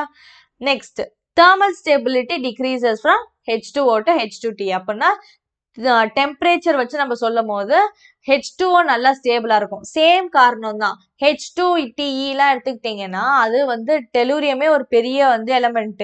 அதுக்கும் ஹைட்ரஜனுக்கும் பாண்ட் ஸ்ட்ராங்கா இல்லையா? அப்போ டெம்பரேச்சர் அதிகமாகும் போது ஈஸியா பாண்ட் பிரேக் ஆயிரும். இதுவே வாட்டர் எடுத்துக்கிட்டீங்க அப்படின்னா ஹைட்ரஜனுக்கும் ஆக்சிஜனோட ஸ்ட்ராங் பாண்ட் இருக்கு. அப்போ தெர்மலா அப்படின்னா டெம்பரேச்சர் இன்க்ரீஸ் பண்ணாலும் ஸ்டேபிளா இருக்கும். ஸோ வாட்டர் ஸ்டேபிள் அதிகம் when compared to H2T. அப்படின்னா அப்படி போக போக போக ஸ்டெபிலிட்டி குறையுது. புரிஞ்சுச்சா? சேம் ரீசன் தான். Next all hydrides except water show reducing character. So அந்த reducing character increases from H2S to H2TE. So தண்ணி தவிர மிச்ச எல்லாம் ஹைட்ரைட்ஸ்னா compounds form with the help of hydrogen. அதோட reducing character increases from H2S to H2TE. புரிஞ்சுச்சா? Next reactivity towards oxygen. இதுல பாத்தீங்கன்னா O2 அப்படின்னு ஒரு காம்பவுண்ட் அண்ட் EO3 அப்படின்னு ஒரு காம்பவுண்ட் ஃபார்ம் பண்ணலாம். இந்த இடத்துல வந்து இது எல்லாமே அசிடிக்கா இருக்கும். ஈனா அந்த எலமெண்ட்டை போட்டுக்கணும். O3ன்னு இந்த இடத்துல O போட்டிங்கன்னா இப்போ O and O2 O3 ozone SO2 இது எல்லாமே கேஷியஸ் ஸ்டேட்ல இருக்கும். SiO2 சாலிட் ஸ்டேட்ல இருக்கும். SO2லேருந்து TeO2 வரைக்கும் நீங்க போகும்போது என்ன ஆகும்னா ரெடியூசிங் ப்ராப்பர்ட்டி குறையும், ஆக்சிடைசிங் ப்ராப்பர்ட்டி அதிகரிக்கும். ஸோ SO2 வந்து ரெடியூசிங்கா இருக்கும். போக போக போக அதோட வேல்யூ வந்து எப்படி இருக்கும், ஆக்சிடைசிங்கா இருக்கும். ஓகேவா? EO3 அப்படின்னா இப்போ நம்ம EO2 எழுதணும்னா நம்மளுக்கு என்னெல்லாம் வரும், SiO2 TeO2 அந்த மாதிரி. EO3க்கு நம்மளுக்கு என்னென்னலாம் எழுதலாம் வேணா நீங்க எழுதிக்கலாம். EO3னா என்னது நம்மளுக்கு TeO3 என்ன இங்க எழுதல, அதுக்காக தான் சொல்றேன். SO3 SeO3 அந்த மாதிரி புரியுதா? அந்த எலமெண்ட் E அப்படிங்கிற இடத்துல எலமெண்ட் போடணும் O3. ஓகேவா? இதுதான் வந்து reactivity towards oxygen. Next reactivity towards ஹாலஜன்ஸ்னா 3 காம்பவுண்ட்ஸ் ஃபார்ம் பண்ணும். EX6 X4 and X2. ஈங்கிற இடத்துல எலமெண்ட்டை போட்டுக்கிறீங்க. ஹாலைடோட ஸ்டெபிலிட்டி பார்த்தீங்கன்னா ஃப்ளூரின் தான் ஆப்வியஸ்லி அதிக stable. Next chlorine, bromine, iodine இந்த ஸ்டேட்ல இந்த ஆர்டர்ல ஸ்டேபிலிட்டியை வந்து எக்ஸிபிட் பண்ணுது. ஹெக்ஸா ஃப்ளூரைட்ஸ், ஹெக்ஸானா என்னது 6. ஸோ இந்த இடத்துல நம்ம ஈனா எலமெண்ட், எக்ஸ்னா ஹாலஜன். அந்த ஹாலஜன் போடுறோம்ல அது வந்து இந்த காம்பவுண்டுக்கு F6 இருக்கு. எலமெண்ட் எது வேணாலும் இருக்கும். F6 இருக்குன்னா அது ஸ்டேபிளா இருக்கும், கேஷியஸ் ஸ்டேட்ல இருக்கும், ஆக்டாஹெட்ரல் ஸ்ட்ரக்சர்ல இருக்கும். எக்ஸாம்பிள் SF6 இந்த எலமெண்ட் இருக்குல்ல அது போல S போடுறோம். SF6 பாத்தீங்கன்னா ஹைலி ஸ்டேபிள். ஓகேவா? Due to the steric factor. So இதுல என்ன சொல்லியிருக்காங்கன்னா நம்ம வந்து டிஃப்ரெண்ட் வந்து எலமெண்ட்ஸ் போட்டுக்கலாம். ஆனா இப்போ ஃப்ளூரின் வந்து நம்ம எவ்வளவு போடுறோம், 6 போடுறோம். ஓகேவா? ஸோ அந்த இடத்துல பாத்தீங்கன்னா அது ஹெக்ஸா ஃப்ளூரைடுன்னு சொல்றோம். ஹெக்ஸா ஃப்ளூரைடு வந்து ஸ்டேபிள், ஐ மீன் ஹைலி ஸ்டேபிளா இருக்கும். அதுலயும் முக்கியமா வந்து SF6 வந்து ஏன் ஸ்டேபிளா இருக்குன்னா ஸ்டெரிக் ஃபேக்டர் அப்படின்னு சொல்றோம். ஸ்டெரிக் ஃபேக்டர்ஸ்னால தான் வந்து அதோட ஸ்டெபிலிட்டி வந்து அதிகமா இருக்கு. ஸ்டெரிக் ஹிண்டரன்ஸ் அதெல்லாமே நம்ம ஆல்ரெடி படிச்சிருப்போம்ல. ஸோ அதுதான் வந்து அதுக்கான காரணம். ஓகேவா? நெக்ஸ்ட் அப்படியே நம்ம கண்டினியூ பண்ணலாம். நெக்ஸ்ட் பாயிண்ட் நம்ம ஆல்ரெடி 3rd பேஜுக்கு வந்துட்டு. ஐ ஹோப் வீடியோ இது வரைக்கும் கிளியரா இருக்கும்னு நினைக்கிறேன். வீடியோ பிடிச்சிருந்தா தயவு செஞ்சு வந்து லைக் பண்ணுங்க. இப்போ நெக்ஸ்ட் என்ன நம்ம பாக்குறோம்னா டெட்ரா ஃப்ளூரைட்ஸ். டெட்ரானா நம்மளுக்கு என்னது மறுபடியும் 4. இப்பதான் நம்ம இங்க பார்த்தோம் X6 இருக்கலாம், X4 இருக்கலாம்ல. ஸோ X4ல வந்து நம்மளுக்கு F4ன்னு இருக்கு. SF. So SF4. SF4 அப்படிங்கிறது கேசியஸ் ஸ்டேட்ல இருக்கும். SeF4ங்கிறது லிக்விட் ஸ்டேட்லையும், TeF4ங்கிறது சாலிட் ஸ்டேட். இதெல்லாம் ஜஸ்ட் ஒரு 1 வேர்ட்ஸுக்கு தான் நம்மளுக்கு சொல்லியிருக்காங்க. அதோட ஸ்ட்ரக்சர் பார்த்தீங்கன்னா சீசா ஸ்ட்ரக்சர்ல இருக்கும். sp3 டீஹைபிரிடைசேஷன் அதெல்லாமே. ஓகேவா? நெக்ஸ்ட் வந்து பார்த்தீங்கன்னா இட் ஃபார்ம்ஸ் டைக்ளோரைட்ஸ் ஆர் டைப்ரோமைட்ஸ். ஸோ இந்த குரூப் 16 எலமெண்ட்ஸ் எல்லாமே என்ன பண்ணும்னா வந்து டைக்ளோரைடு ஆர் டைப்ரோமைடு வந்து ஃபார்ம் பண்ணும். Accept oxygen. ஆக்சிஜன் தவிர மிச்சம் டைப்ரோமைடு என்னது Br2 Cl2 அந்த மாதிரி நம்ம எழுதுறோம்ல. ஸோ ஆக்சிஜன் தவிர மிச்சம் எல்லாமே நம்மளுக்கு ஃபார்ம் பண்ணும் அப்படின்னு சொல்லியிருக்காங்க. ஸோ வந்து இந்த டைக்ளோரைட்ஸ் டைப்ரோமைட்ஸ்லாம் பார்த்தீங்கன்னா sp3 ஹைபிரிடைசேஷன்ல டெட்ராஹெட்ரல் ஸ்ட்ரக்சர்ஸை ஃபார்ம் பண்ணும். அதுதான் நம்மளுக்கு சொல்லியிருக்காங்க. நெக்ஸ்ட் நம்ம இந்த பாயிண்ட பாத்துருவோம். Next disproportionate reaction. அப்போனா ஆக்சிடேஷன் ரிடக்ஷன் இந்த சேம் ரியாக்ஷன். அதுக்கான ஜஸ்ட் ஒரு எக்ஸாம்பிள் தான் கொடுத்துருக்காங்க. Se2Cl2 வந்து SeCl4 ஆகும், Se ஆகும் வந்து பிரேக் ஆகுது. ஸோ இது ஒரு டிஸ்ப்ரொபோர்ஷனேட் ரியாக்ஷனுக்கு ஒரு எக்ஸாம்பிள் கொடுத்துருக்காங்க. இப்போ இதுக்கு வருவோம். Mono halides. மோனோனா என்னது, 1 ஹாலைட். ஹாலைட்ஸ் இருக்குது. ஓகேவா? ஸோ ஹாலைட்ஸ் இந்த சென்ஸ் அது புரோமின், குளோரின் அது மாதிரி இருக்கலாம். அது வந்து என்ன எப்படி இருக்கும், அதுனா டைமர் அப்படிங்கிற மாதிரி இருக்கும். அதான் வந்து அந்த இடத்துல என்ன எழுதியிருக்கோம்னா டைமரிக். இப்போ டைமரிக் அப்படின்னா என்னன்னா it is composed of 2 identical simpler molecules or monomers. அப்படின்னா என்னன்னா 2 சிம்பிள் மாலிக்யூல்ஸ் இருக்கு. 2 சிம்பிள் மாலிக்யூல்ஸ் இருக்கு. அது ரெண்டும் ஒன்னா சேர்ந்து எக்ஸிஸ்ட் ஆச்சுன்னா அது பேரு டைமர். டை 2 புரிஞ்சிச்சா? ஸோ 2 சிம்பிள் மாலிக்யூல்ஸ் ஒன்னா சேர்ந்து எக்ஸிஸ்ட் ஆகிறது. எக்ஸாம்பிள் S2F2 S2Cl2 நான் சொன்னல. ஸோ இந்த இடத்துல எல்லாமே பாத்தீங்க அப்படின்னா இந்த வந்து எப்படி எக்ஸிஸ்ட் ஆகுது, 2 சிம்பிளா இருக்கும் மோனோஹாலைட்ஸ். அது ரெண்டும் சேர்ந்து ஒன்னா எக்ஸிஸ்ட் ஆகும். அதான் S2 F2 அப்படின்னு சொல்றோம். புரிஞ்சுச்சா? இப்போ நம்ம இதோட ஜென்ரல் ஃபீச்சர்ஸ் எல்லாமே முடிச்சிட்டோம் குரூப் 16 எலமெண்ட்ஸ்ல. இதுக்கப்புறம் நம்ம பார்க்க போறது ரொம்பவே ஈஸியா இருக்கும் உங்களுக்கு. ஏன்னா இதுக்கப்புறம் நம்ம என்ன பார்க்க போறோம்னா ஒரு காம்பவுண்டா எடுத்துக்கிட்டு அது எப்படி எக்ஸிஸ்ட் ஆகும், அதோட ப்ரிப்பரேஷன் என்ன அப்படின்னு. ஸோ இதுல எக்ஸ்பிளனேஷன் பார்ட் அதிகமா இருக்காது, ஆனா மெமரைசேஷன் பார்ட் வந்து இதுக்கப்புறம் வந்து அதிகமா தான் இருக்கும். பட் ஸ்டில் நம்மளுக்கு இன்னும் இருக்கிறது ஒரு 3-4 பேஜஸ் தான், நம்ம ஈஸியா முடிச்சிடலாம். இப்போ நம்ம டை ஆக்சிஜன் நத்திங் பட் நம்மளோட ஆக்சிஜன் தான். ஆக்சிஜன் எப்படிலாம் ப்ரொடியூஸ் பண்ணலாம்னா ஏகப்பட்ட வழிகள் இருக்கு. ஓகேவா? ஸோ நான் ஜஸ்ட் வந்து உங்களுக்கு ஒன்று எப்படி பண்றாங்கிறத எக்ஸ்பிளைன் பண்ணிடுறேன். ஃபர்ஸ்ட் ஒன் என்ன பண்றாங்க அப்படின்னா ஹீட். இது வந்து ஃபர்ஸ்ட் ரியாக்ஷன் என்ன பண்றாங்கன்னா ஆக்சிஜன் இருக்க சால்ட்டை எடுத்துக்கிறாங்க. என்னது? ஒரு சால்ட்ல ஆக்சிஜன் இருக்குன்னா அதை எடுத்துக்கிட்டு நம்ம ஹீட் பண்ணோம்னா அதுல இருந்து ஆக்சிஜனை கொண்டு வராங்க. அவ்வளவுதான் இதுல பண்றாங்க. ஓகேவா? சோ அதுக்கு நம்மளுக்கு என்ன எக்ஸாம்பிள் கொடுத்துருக்காங்கன்னா KClO3. அப்ப அதுல ஆக்சிஜன் இருக்கா, அதை வந்து இந்த பிரசன்ஸ் ஆஃப் MnO2 ஹீட் பண்ணும்போது நம்மளுக்கு KCl தனியா O2 தனியா கிடைச்சிரும். ஓகேவா? ஸோ இதுல என்ன பண்றாங்க, heating of oxygen containing salts இந்த ரியாக்ஷன்ல. நெக்ஸ்ட் செகண்ட் ரியாக்ஷன்ஸ்ல என்ன பண்றாங்க அப்படின்னா வந்து இது எல்லாமே லெபரேட்டரிக்கல் மெத்தட் தான். Ag2O இது எல்லாத்துலயுமே நம்ம என்ன பண்றோம்னா அது மாதிரி தான், சேம் ஹீட்டிங் ப்ராசஸ் தான். இது எல்லாமே ஹீட்டிங் ப்ராசஸ். ஸோ இங்க நீங்க ஹீட் போட்டுக்கலாம். ஸோ ஹீட்டிங் ப்ராசஸ் நம்மளுக்கு என்ன வருது, AgNO2. HgO நம்ம எடுத்துட்டோம்னா அதுல HgO2, Pb3O4னா அதுல PbOO2. ஸோ இந்த 4 ரியாக்ஷன் நம்மளுக்கு என்ன பண்றாங்கன்னா ஆக்சிஜன் இருக்க காம்பவுண்ட் எடுத்துட்டு ஹீட் பண்ணும்போது நம்மளுக்கு ஃபைனல் அவுட்புட்டை கொண்டு வராங்க. ஓகே? ஸோ 4க்குமே அது மாதிரி போட்டுக்கோங்க. இன்னொன்னு வந்து நம்மளுக்கு என்ன பண்றோம்னா H2O2 அப்படின்னா ஹைட்ரஜன் பெராக்சைடு. அதை வந்து நம்ம MnO2 இருக்க இந்த பிரசன்ஸ் ஆஃப் வந்து MnO2 நம்ம அதை ஹீட் பண்ணும்போது நம்மளுக்கு என்ன கிடைக்குது, H2O and O2. அவ்வளவுதான். ஸோ இது எல்லாமே நம்மளுக்கு லெபரேட்டரிக்கல் மெத்தட்ஸ் தான். ஓகேவா? நெக்ஸ்ட் ஒன் பாத்தீங்கன்னா ஒரு இம்பார்ட்டன்ட் ஆனது, இந்த மெத்தட் வந்து எலக்ட்ராலிசிஸ் ஆஃப் வாட்டர். வாட்டரை வந்து எலக்ட்ரலைஸ் பண்ணும்போது நம்மளுக்கு என்ன கிடைக்கும், கேத்தோட்ல ஹைட்ரஜனும் ஆனோட்ல ஆக்சிஜன் கிடைக்கும்ல. இந்த ஆக்சிஜன் நம்ம ஆக்சிஜனா எடுத்துக்கலாம். இது லார்ஜ் ஸ்கேல்ல ஆக்சிஜன் இந்த மெத்தட்ல ப்ரொடியூஸ் பண்ணுவாங்க. இன்னொரு இம்பார்ட்டன்டான மெத்தட் என்னன்னா நம்ம சுத்தி இருக்க காத்துல இருந்து எப்படி ஆக்சிஜனை எடுக்கிறது. அதுக்கு என்ன பண்றாங்கன்னா ஃபர்ஸ்ட் சுத்தி இருக்க காத்துல இருந்து கார்பன் டை ஆக்சைடு, H2Oனா H2O தண்ணி இல்ல, H2O கேஸ்னா வாட்டர் வேப்பர். ஸோ சுத்தி இருக்க காத்துல இருந்து carbon di oxide, water vapour இது எல்லாத்தையும் ரிமூவ் பண்ணிட்டு அப்புறமேட்டு வந்து நம்மளுக்கு மிச்சம் இருக்கும்ல காத்து, அதை என்ன பண்றாங்க, லிக்விஃபை பண்றாங்க. லிக்விஃபைனா என்ன அர்த்தம், காத்த கேஷியஸ் ஸ்டேட்ல இருந்து லிக்விட் ஸ்டேட்டுக்கு மாத்திர ப்ராசஸ் லிக்விஃபேக்ஷன். ஓகேவா? ஸோ நம்ம ஃபர்ஸ்ட் காத்து எடுத்துக்கிறோம், carbon di oxide water vapour remove பண்ணிட்டோம், மிச்சம் இருக்க காத்தை வந்து லிக்விஃபை பண்றோம். அப்புறம் நம்ம ஃப்ராக்ஷனல் டிஸ்டிலேஷன் பண்ணோம்னா அதுல நம்மளுக்கு ஆக்சிஜன் தனியா நைட்ரஜன் தனியா கிடைச்சிரும். எப்படிக்கா தனித்தனியா கிடைக்கும், ஒன்னா தானே கிடைக்கும் அப்படின்னா ஆக்சிஜனுக்கும் நைட்ரஜனுக்கும் பாத்தீங்க அப்படின்னா அதோட பாய்லிங் பாயிண்ட்ஸ்ல வந்து நிறையவே சேஞ்சஸ் இருக்கு. ஓகேவா?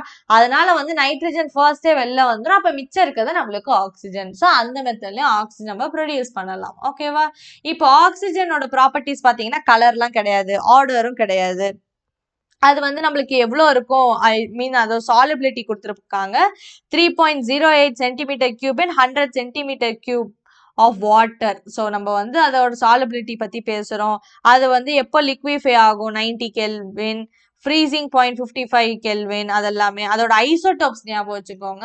ஐசோடோப்ஸ் அப்படின்னா என்ன, ஐசோடோப்ஸ்னா same atomic number different mass number. So 8 தான் அதோட அட்டாமிக் நம்பர். ஆனா மாஸ் நம்பர் என்ன இருக்கலாம், 16, 17, 18. ஸோ 3 ஐசோடோப்ஸ் இருக்கு. அண்ட் ஆக்சிஜன் பாத்தீங்கன்னா பாராமேக்னெட்டிக். அது வந்து ஆக்சிஜன் என்னவா இருக்கு, இது ஒரு வந்து நீங்க ஆல்ரெடி படிச்சிருப்பீங்க. இந்த இடத்துல வந்து நோ இல்ல, இங்க 2ன்னு எழுதிக்கோங்க. ஓகேவா? ஆக்சிஜன் has 2 unpaired electrons, அதனால it is இப்போ நம்ம ஃபர்ஸ்ட் அதை எழுதிக்கலாம். ஆக்சிஜனுக்கு 1s2 2s2, நம்மளுக்கு ஆக்சிஜன் என்னது 8. ஓகேவா? 2p என்ன வரணும் நெக்ஸ்ட் 6 போட்டு பாருங்க. ஸோ நான் உங்களுக்கு எக்ஸ்பிளைன் பண்றதான் 6, 7, 8, 9, 10. ஓகேவா? அப்ப 10 இல்ல நம்மளுக்கு ஆக்சிஜன் 8. அப்ப நீங்க என்ன பண்ணணும், இங்க 4 போடணும். புரியுதா? ஸோ எப்படி இதெல்லாம் வருதுன்னு. ஓகே ஃபைன், இது நீங்க எழுதிட்டீங்க. 2 அன்பேர்ட் எலக்ட்ரான்ஸ் இப்ப நீங்க இதை ஃபில் பண்ணீங்கன்னு வச்சுக்கோங்களேன், இதான் s ஆர்பிட்டால்னா முடிஞ்சிடும். நெக்ஸ்ட் மறுபடியும் ஒரு s ஆர்பிட்டால் முடிஞ்சிடும். நெக்ஸ்ட் என்ன இருக்கு? p orbital. p ஆர்பிட்டால்ஸ்ல நம்மளுக்கு டோட்டலா எவ்வளோ இருக்கு? 1 2 3 4. இப்போ நம்மளுக்கு எவ்வளோ அன்ஷேர்ட் பேர்ஸ் ஆஃப் எலக்ட்ரான் இருக்கு? 2 அன்ஷேர்ட் பேர்ஸ் ஆஃப் எலக்ட்ரான் நம்மளுக்கு ஆக்சிஜன்ல இருக்கு. கரெக்டா இல்லையா? So oxygen has 2 unshared pairs of electron நம்ம சொல்லலாமா? ஸோ ஆக்சிஜனுக்கு 2 அன்ஷேர்ட் பேர்ஸ் ஆஃப் எலக்ட்ரான்ஸ் இருக்கிறதுனால இட் இஸ் பாராமேக்னெட்டிக். புரிஞ்சுச்சா? Next reacts with all metals and non metals. So oxygen பார்த்தீங்கன்னா இருக்க முக்காவாசி எலமெண்ட்ஸ் கூட ரியாக்ட் பண்ணும். ஓகேவா? ஸோ அது என்ன பண்ணும் அப்படின்னா, ஸோ நிறைய மெட்டல்ஸ் நான் மெட்டல்ஸ் கூட எல்லாமே ரியாக்ட் பண்ணும்.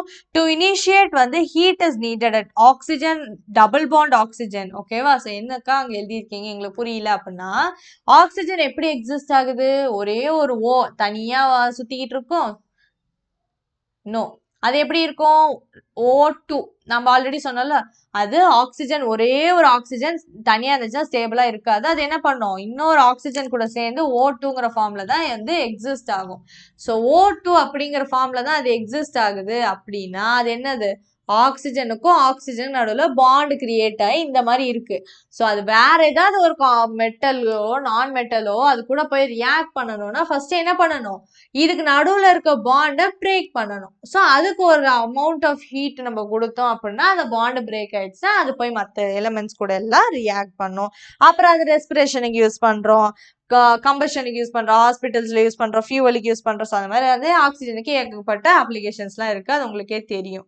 இப்போ சிம்பிள் ஆக்சைட்ஸ். ஆக்சைட்ஸ்னா என்னன்னா binary compounds of oxygen. So வந்து ஆக்சிஜன் இன்னொரு ஏதோ சேர்ந்து நம்மளுக்கு ஃபார்ம் ஆகிற பைனரி காம்பவுண்ட் தான் ஆக்சைடு.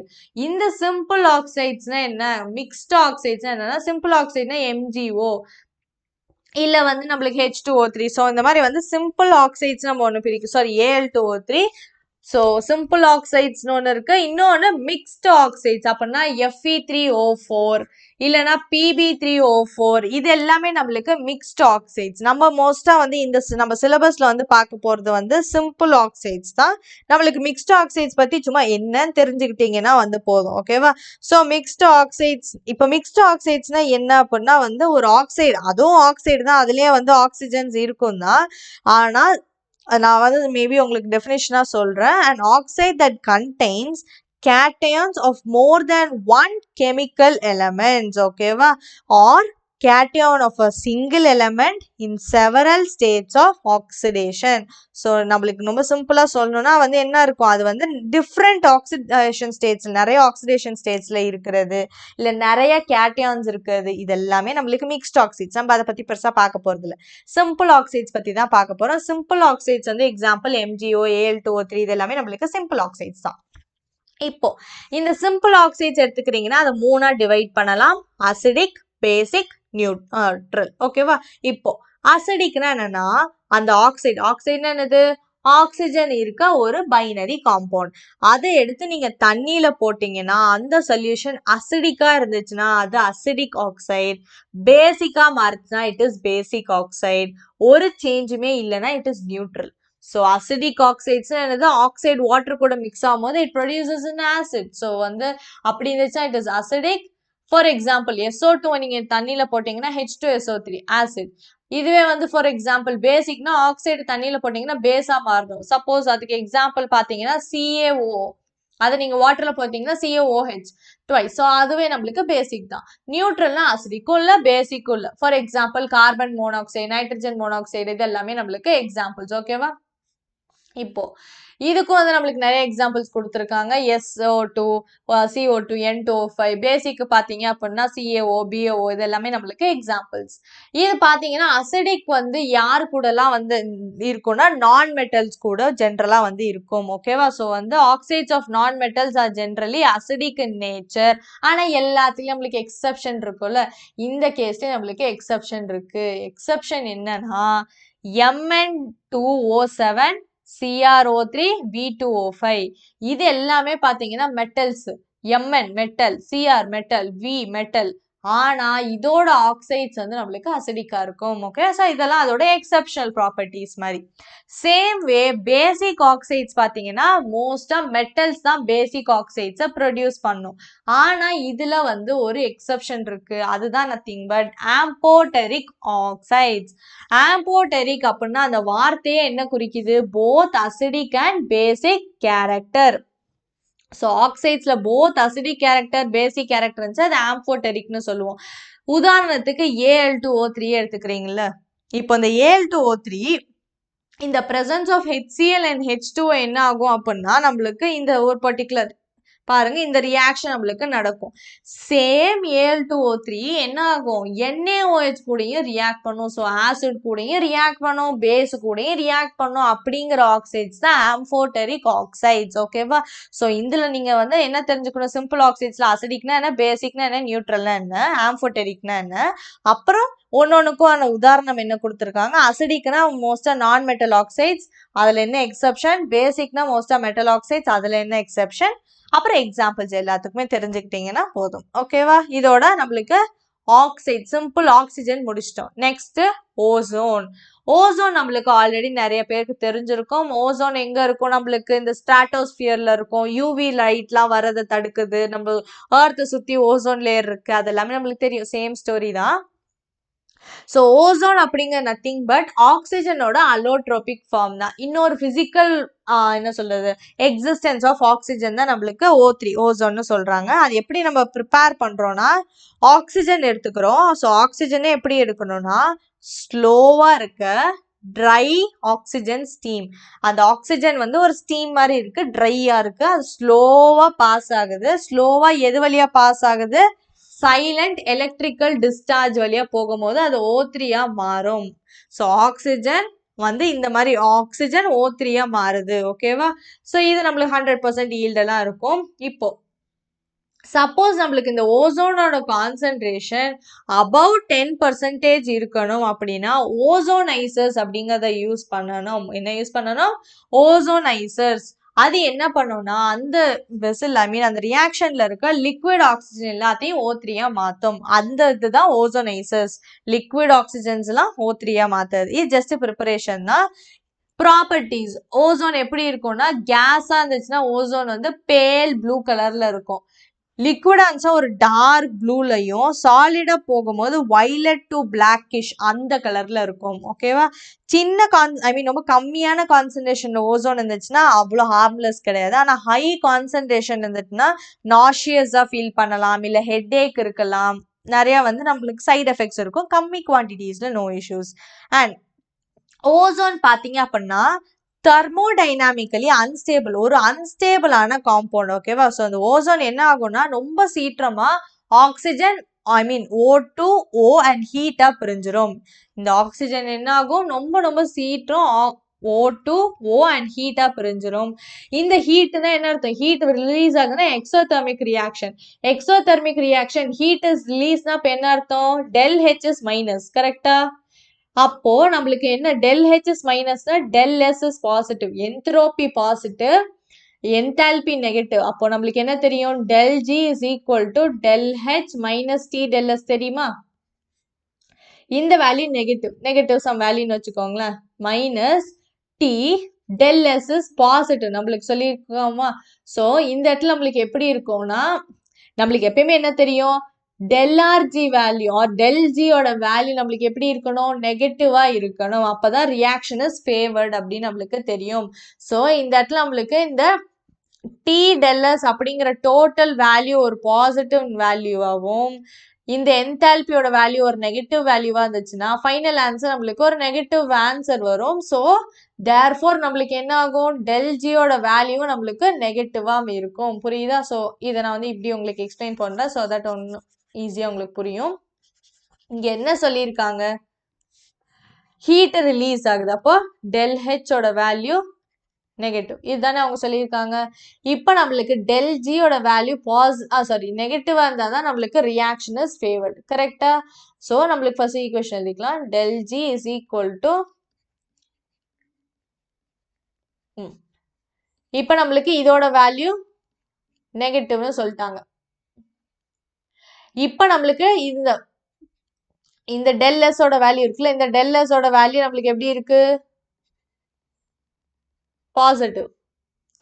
ஸோ இங்க ஏதோ பாசிட்டிவ் நம்பர். ஸோ இந்த ப்ராடக்ட் நீங்க பண்றீங்கல்ல, இந்த ப்ராடக்ட் பண்ணிட்டு உங்களுக்கு சப்போஸ் ஏதோ ஒரு ஆன்சர் வருது அண்ட் இங்க ஒரு del hக்கு ஒரு வேல்யூ இருக்கு. இந்த del h ஓட வேல்யூ மோர் நெகட்டிவா இருந்துச்சுன்னா ஃபைனல் ஆன்சர் என்ன ஆகும்? நெகட்டிவ்லயே வரும். கரெக்டா இல்லையா? அப்படி இருந்தாதான் del g வந்து நம்மளுக்கு நெகட்டிவா இருக்கும்னு சொல்றாங்க. புரியுதா? ஸோ என்ன அர்த்தம்னா எக்ஸாம்பிள் எடுத்துக்குவோம். del h ஓட வேல்யூ -5. இந்த t மைனஸ் டி டெல் ஐ மீன் இந்த டி டெல்எஸ் போடுறீங்களா என்ன வருது 3ன்னு வருது. அப்போ நம்மளுக்கு என்ன ஆகும்? -5 -3 -8. ஸோ புரியுதா? ஸோ நம்மளுக்கு ஆர் வந்து நம்மளுக்கு ஈவன் சப்போஸ் பாசிட்டிவ் நம்பர் வந்தாலும் del h ஓட வேல்யூ எப்படி இருக்கணும்? Greater than t டெல்எஸ். அப்பதான் del g will be greater than less than 0. del g will be less than 0 னா del g will be negative. Then reaction is carried on. புரியுதா? இப்போ அவ்வளவு நம்ம போக வேணாம். ஜஸ்ட் உங்களுக்கு ஒரு எக்ஸாம்பிள் சொல்லியிருக்கேன். இப்போ இந்த நம்ம என்ன பேசிட்டு இருந்தோம்? இந்த O3 அப்படிங்கிறது வந்து அந்த அளவுக்கு ஸ்டேபிளா இல்ல. அதனால அது ஆக்சிஜன் அண்ட் O. நீங்க தானேக்கா சொன்னீங்க இந்த O அப்படிங்கிறது தனியா எக்ஸிஸ்ட் ஆகாது. அப்போ இந்த O என்னன்னா it is called as nascent oxygen. இந்த நேசன்ட் ஆக்சிஜனுங்கிறது one of the best oxidising agents. ஓகேவா? ஸோ இந்த தனியா வந்திருக்குல்ல இந்த O, இது வந்து நேசன்ட் ஆக்சிஜன் சொல்லுவோம். அது வந்து எப்படி இருக்கும்? நல்ல ஒரு ஆக்சிடைசிங் ஏஜென்ட்டா ஹெல்ப்ஃபுல்லா இருக்கும். அண்ட் வந்து நம்மளுக்கு எக்ஸாம்பிள்ஸ் கொடுத்துருக்காங்க. இது வந்து இந்த பிபிஎஸ் வந்து ஓசோன் கூட ரியாக்ட் பண்ணா ப்ராடக்ட் என்ன, அயோடின் கூட இது ரியாக்ட் பண்ணா ப்ராடக்ட் என்னன்னு தயவு செஞ்சு ரியாக்ஷன்ஸ் மெமரைஸ் பண்ணிக்கோங்க. சேம் கெமிஸ்ட்ரி நோட்ஸ் பிளேலிஸ்ட்லேயே நம்ம இந்த இன்ஆர்கானிக் கெமிஸ்ட்ரியில இருக்க எல்லா ரியாக்ஷன்ஸோட லிஸ்ட்டும் ஆல்ரெடி கொடுத்துருக்கோம். Next quantitative O3 estimation. I mean வந்து ஓசோனோட எஸ்டிமேஷன் எப்படி பண்றாங்கன்னா, ஓசோனை வந்து excessive amount of potassium iodide வழியா அனுப்பிட்டு borate buffer of pH 9.2 use பண்ணும்போது நம்மளுக்கு அயோடின் கிடைக்குது. அயோடினை வந்து டைட்ரேஷன் பண்றோம் வித் சோடியம் தயோசல்ஃபேட். இந்த ப்ராசஸ் வச்சுதான் நம்ம ஓசோனை வந்து எவ்வளோ இருக்கு அப்படிங்கிறத எஸ்டிமேட் பண்றோம். ஓகேவா? இது நம்ம ரொம்ப டீட்டெயில் எல்லாம் போக வேணாம். ஜஸ்ட் இது தெரிஞ்சுக்கிட்டீங்கன்னா போதும். ஓகே, இப்போ எப்படி இந்த ஓசோன் லேயர் டிப்ளீஷன்ஸ்லாம் நடக்குது அப்படிங்கிறத ஒரு ஜஸ்ட் ஒரு சின்ன ஒரு ஹிண்ட் மாதிரி நம்மளுக்கு கொடுத்துருக்காங்க. எகெயின் ரொம்ப டீட்டெயிலாலாம் இல்லை, ஜஸ்ட் ஒரு ஸ்மால் பாயிண்ட் மாதிரி. நம்ம நிறைய வந்து நம்மளுக்கு பொல்யூட்டன்ஸ் இருக்கு. அதில் ஃபார் எக்ஸாம்பிள் நைட்ரஜன் மோனாக்சைடு எடுத்துக்கிறோம், NO. இது வந்து அங்க இருக்குல்ல ஓசோன் லேயர், அதுல இருக்க ஓசோன் கூட ரியாக்ட் பண்ணும்போது நைட்ரஜன் டை ஆக்சைடும் ஆக்சிஜனுமா பிரிஞ்சிடும். அப்ப என்ன ஆகுது? ஓசோன் இஸ் பீங் டிப்ளீட்டடா. ஸோ இந்த மாதிரி நிறைய பொல்யூட்டன்ஸ் என்ன ஆகுதுன்னா இந்த ஓசோன் கூட போய் ரியாக்ட் பண்ணுது. அப்புறம் ஓசோன் மறுபடியும் ஸ்பிளிட் ஆகும். ஸோ அது நிறைய ப்ராசஸஸ்லாம் இருக்கு. நம்மளுக்கு ஜஸ்ட் ஒரு ஹிண்ட் மாதிரி கொடுத்துருக்காங்க. அவ்வளவுதான். நீங்க அந்த ரியாக்ஷன் மட்டும் தெரிஞ்சுக்கிட்டீங்கன்னா போதும். ஓகேவா? இப்போ ஓசோனோட ஸ்ட்ரக்சர் எப்படி இருக்கும்னா இந்த மாதிரி தான். O3 கரெக்டா? ஸோ ஸ்ட்ரக்சர் ஞாபகம் வச்சுக்கோங்க. இதுல வந்து ஏன்க்கா ரெண்டு ஸ்ட்ரக்சர் ஒரே மாதிரி வரைஞ்சிருக்கீங்கன்னா பாருங்க. இங்க நம்மளுக்கு ஃபர்ஸ்ட் இங்க இருக்க ஆக்சிஜன் மேல 2 லோன் பேர் ஆஃப் எலக்ட்ரான்ஸ் தான் இருக்கும். இந்த double bond and single bond அப்படியே உல்டாவா இருக்கலாம், ரெசனன்ஸ் ஸ்ட்ரக்சர்ஸ். ஓகேவா? பாண்ட் லென்த் கொடுத்துருக்கேன். ஸ்ட்ரக்சர் பாத்தீங்கன்னா ஆங்குலர் ஸ்ட்ரக்சர், பாண்ட் ஆங்கிள் எல்லாமே நான் இங்க கொடுத்துருக்கேன். Next sulphur. சல்ஃபரும் வந்து நம்ம சொல்லியிருக்கோம் அலோட்ரோபி எக்ஸிபிட் பண்ணோம். அலோட்ரோபினா இந்த எக்ஸிஸ்டன்ஸ் ஆஃப் மெனி வந்து பிசிக்கல் ஃபார்ம்ஸ். என்னென்னலாம் பிசிக்கல் ஃபார்ம்ஸ் அப்படின்னு பார்த்தீங்கன்னா ஆல்ஃபா சல்ஃபர்னு ஒன்று இருக்கு, இன்னொன்று பீட்டா சல்ஃபர்னு ஒன்று இருக்கு. ஆல்ஃபா சல்ஃபர்னா என்ன, பீட்டா சல்ஃபர்னா என்னங்கிறத இப்போ நம்ம வந்து பார்க்க போகிறோம். இது நான் டிஃப்ரென்ஸ் மாதிரி எழுதியிருக்கேன். ஸோ தட் வந்து உங்களுக்கு படிக்கவே ரொம்ப ஈஸியாக இருக்கும். அண்ட் வந்து கவலைப்படாதீங்க என்னக்கா வீடியோ போயிட்டே இருக்கு அப்படின்னு, நம்ம கூடிய சீக்கிரம் வந்து முடிக்க போகிறோம். ரொம்ப ஈஸியாக தான் இருக்கும் இதுக்கப்புறம் போக போக. ஸோ வீடியோ தயவு செஞ்சு ஸ்கிப் பண்ணாமல் வந்து பாருங்க.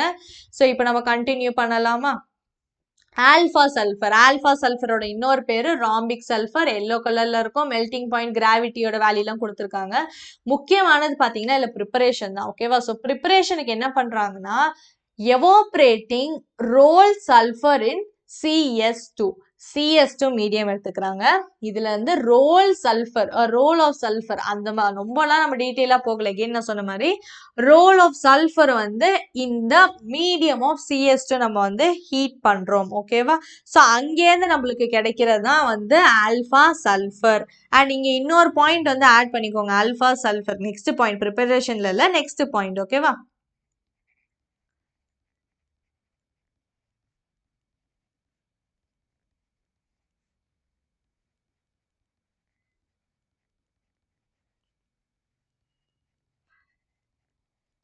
ஸோ இதில் என்னக்கா சொல்லியிருக்காங்க அப்படின்னா ஆல்ஃபா சல்ஃபர் வந்து தண்ணியில அந்த அளவுக்கு சாலிபிளா இருக்காது. ஆனா மற்ற ஆர்கானிக் காம்பவுண்ட்ஸ் பென்சீன் ஈத்தர்ஸ்லாம் பார்ட்லி ஆர் ஸ்லைட்லி சாலிபிளா இருக்கும். நெக்ஸ்ட் வந்து பாத்தீங்கன்னா இந்த ஆல்ஃபா சல்ஃபர் ரொம்ப ரொம்ப இம்பார்ட்டன்டான பாயிண்ட், இது கவனிச்சுக்கோங்க. ஆல்ஃபா சல்ஃபர் வந்து 369 கெல்வினுக்கு கீழே பாத்தீங்கன்னா ஸ்டேபிளா இருக்கும்.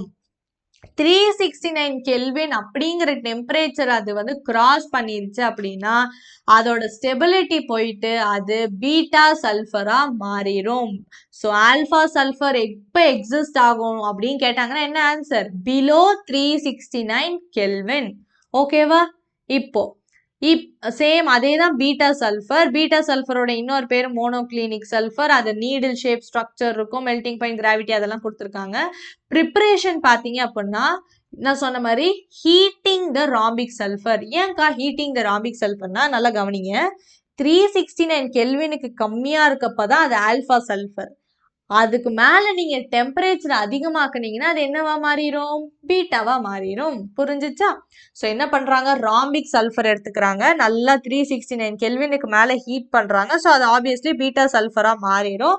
ஸோ அதுக்கப்புறமேட்டு அதை ஹீட் பண்ணதுக்கு அப்புறம் என்ன பண்றாங்கன்னா அது லைட்டா கூல் பண்றாங்க. ஸோ மேல ஒரு லேயர் மாதிரி ஃபார்ம் ஆயிடும், அதான் கிரஸ்ட். ஸோ மேல ஒரு என்ன சொல்ல, ஒரு இப்போ பால்லாம் நீங்க சூடு பண்றீங்க, கொஞ்ச நேரம் வச்சுட்டீங்கன்னா மேல ஆடை தனியா வந்துடும்ல, அதே மாதிரிதான் இந்த ராம்பிக் சல்ஃபரை ஹீட் பண்ணும்போது மேல ஒரு கிரஸ்ட் மாதிரி ஃபார்ம் ஆயிரும். இந்த கிரஸ்ட்ல வந்து 2 ஹோல் போடுவாங்க. அந்த 2 ஹோல் போட்டுட்டு ரிமைனிங் உள்ள இருக்க லிக்விட் எல்லாம் நம்ம வெளியில போர் பண்ணிட்டோம் அப்படின்னா மிச்சம் அதுல பாத்தீங்கன்னா நீடில் ஷேப்ல நிறைய ஸ்ட்ரக்சர்ஸ் இருக்கும். உள்ள இருக்க லிக்விட் எல்லாம் போர் பண்ணதுக்கு அப்புறம் நீடில் ஷேப் ஸ்ட்ரக்சர்ஸ் இருக்கும். அதுதான் நம்மளுக்கு பீட்டா சல்ஃபர். புரிஞ்சுச்சா? ஓகே. இது பாத்தீங்கன்னா 369 கெல்வினுக்கு மேலதான் வந்து ஸ்டேபிளா இருக்கும். அப்பதான் ஏன்னா இது ப்ரொடியூஸ் ஆயிருக்கு. இந்த பாயிண்ட் ரொம்ப ரொம்ப முக்கியம். 369 கெல்வினுக்கு மேலதான் பீட்டா சல்ஃபர் எப்படி இருக்கும்? ஸ்டேபிளா இருக்கும். அதுக்கு கம்மியா டெம்பரேச்சர் கொண்டு வந்துட்டீங்கன்னா அது ஒண்ணு என்ன ஆயிரும்? ஆல்ஃபாமா மாறிடும். ஸோ இந்த இடத்துல இந்த கீ ஃபேக்டர் என்னது? 369 கெல்வின். கரெக்டா? கரெக்டா 369 கெல்வின் அப்படிங்கிற பாயிண்ட்ல அது ஸ்டேபிளா இருக்கும். ஸோ நம்ம இங்க வரைஞ்சிக்கலாம், ஸோ தட் உங்களுக்கு ஈஸியா இருக்கும். ஒரு லைன் மாதிரி எடுத்துக்கிறீங்கன்னு வச்சுக்கோங்க. இதுதான் 369 கெல்வின். இந்த டெம்பரேச்சர்ல ஆல்ஃபா பீட்டா ரெண்டுமே பக்கா ஸ்டேபிளா இருக்கும். ஓகேவா? இதுக்கு கீழே நீங்க போனீங்கன்னா அப்பனா 369, 368, 367, 200 அந்த மாதிரி நீங்க கீழே போக போக ஆல்ஃபா சல்ஃபர். இதுல இருந்து மேல போக போக 370, 80, 90, 400 அப்படி போக போக பீட்டா சல்ஃபர். புரிஞ்சுச்சா? ஸோ இந்த ஸ்டேட்டுக்கு அப்புறம் தான், இந்த 369 கெல்வினுக்கு அப்புறம் தான் அது ஆல்ஃபாவோ பீட்டாவோ மாறுது இல்ல. அதனாலதான் அந்த 369 கெல்வின் என்னது? Transition temperature. அதுக்கப்புறம் தான் அந்த சேஞ்ச் நடக்குது. ஓகேவா? ஸோ இது டைப்ஸ் ஆஃப் சல்ஃபர். சல்ஃபருக்கு வந்து நம்ம சொன்ன மாதிரி S8 இருக்கும், S6 இருக்கும். ஸோ அதுக்கான ஸ்ட்ரக்சர் தான் கொடுத்துருக்காங்க. S8னா அந்த ஸ்ட்ரக்சர் என்ன சொல்லுவாங்க? கிரவுன் ஷேப்னு. ஸோ பாருங்க ஒரு கிரவுன் மாதிரி இருக்குல்ல. S6னா ஒரு சேர் மாதிரி இருக்கும். ஸோ இந்த ஸ்ட்ரக்சர்ஸ் ஞாபகம் வச்சுக்கோங்க. Bond angle, bond length. So இது வந்து சல்ஃபருக்கு சொல்லியிருக்காங்க.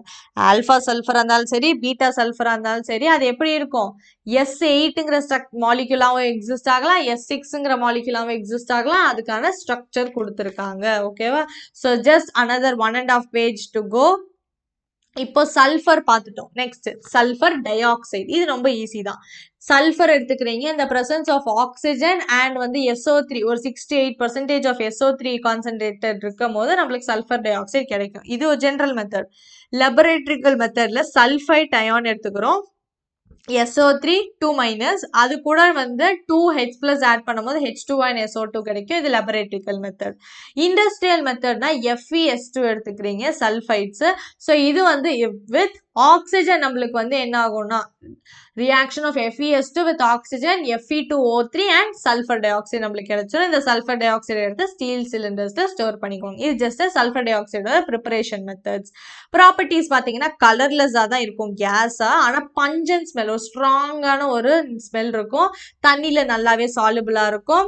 அப்புறமேட்டு வந்து அது நல்லா 2 atmospheric ப்ரெஷர்ல லிக்விஃபை ஆயிரும். பாயிலிங் பாயிண்ட் நம்மளுக்கு கொடுத்துருக்காங்க. நெக்ஸ்ட் ரியாக்ஷன்ஸ்ல பாத்தீங்கன்னா சல்ஃபர் டை ஆக்சைடு வாட்டர்ல போட்டீங்கன்னா H2SO3 ப்ரொடியூஸ் பண்ணும். ஏன்னா obviously it is acidic in nature. ஓகேவா? Next NaOH and sulphur dioxide react பண்ணும்போது Na2SO3 and H2O. அதே Na2SO3 எடுத்துக்கிட்டு H2O and SO2 நீங்க ஆட் பண்ணீங்கன்னா NaHSO4 கிடைக்கும், சோடியம் ஹைட்ரஜன் சல்ஃபைட். ஓகேவா? இன்னும் நிறைய வந்து இல்ல ரியாக்ஷன்ஸா கொடுத்துருப்பாங்க. SO2 வந்து நம்மளுக்கு குளோரின் கூட ரியாக்ட் பண்ணுவோம். இந்த presence of charcoal you will get sulfuryl chloride, SO2Cl2. Same SO2 வந்து in the presence of with oxygen in the presence of vanadium pentaoxide நம்மளுக்கு SO3 கிடைக்கும். அப்புறம் இன்னொரு ரியாக்ஷன் இருக்கு பாருங்க, இது வந்து ஒரு ரெடியூசிங் ஏஜென்ட் அப்படிங்கறத சொல்றதுக்கு Fe3 plus ions water and sulfur dioxide react பண்ணா உங்களுக்கு என்ன கிடைக்குது? Fe2 plus. So it is reduced. So இந்த sulfur dioxide என்ன பண்ணுது? Reduces Fe3 plus to Fe2 plus.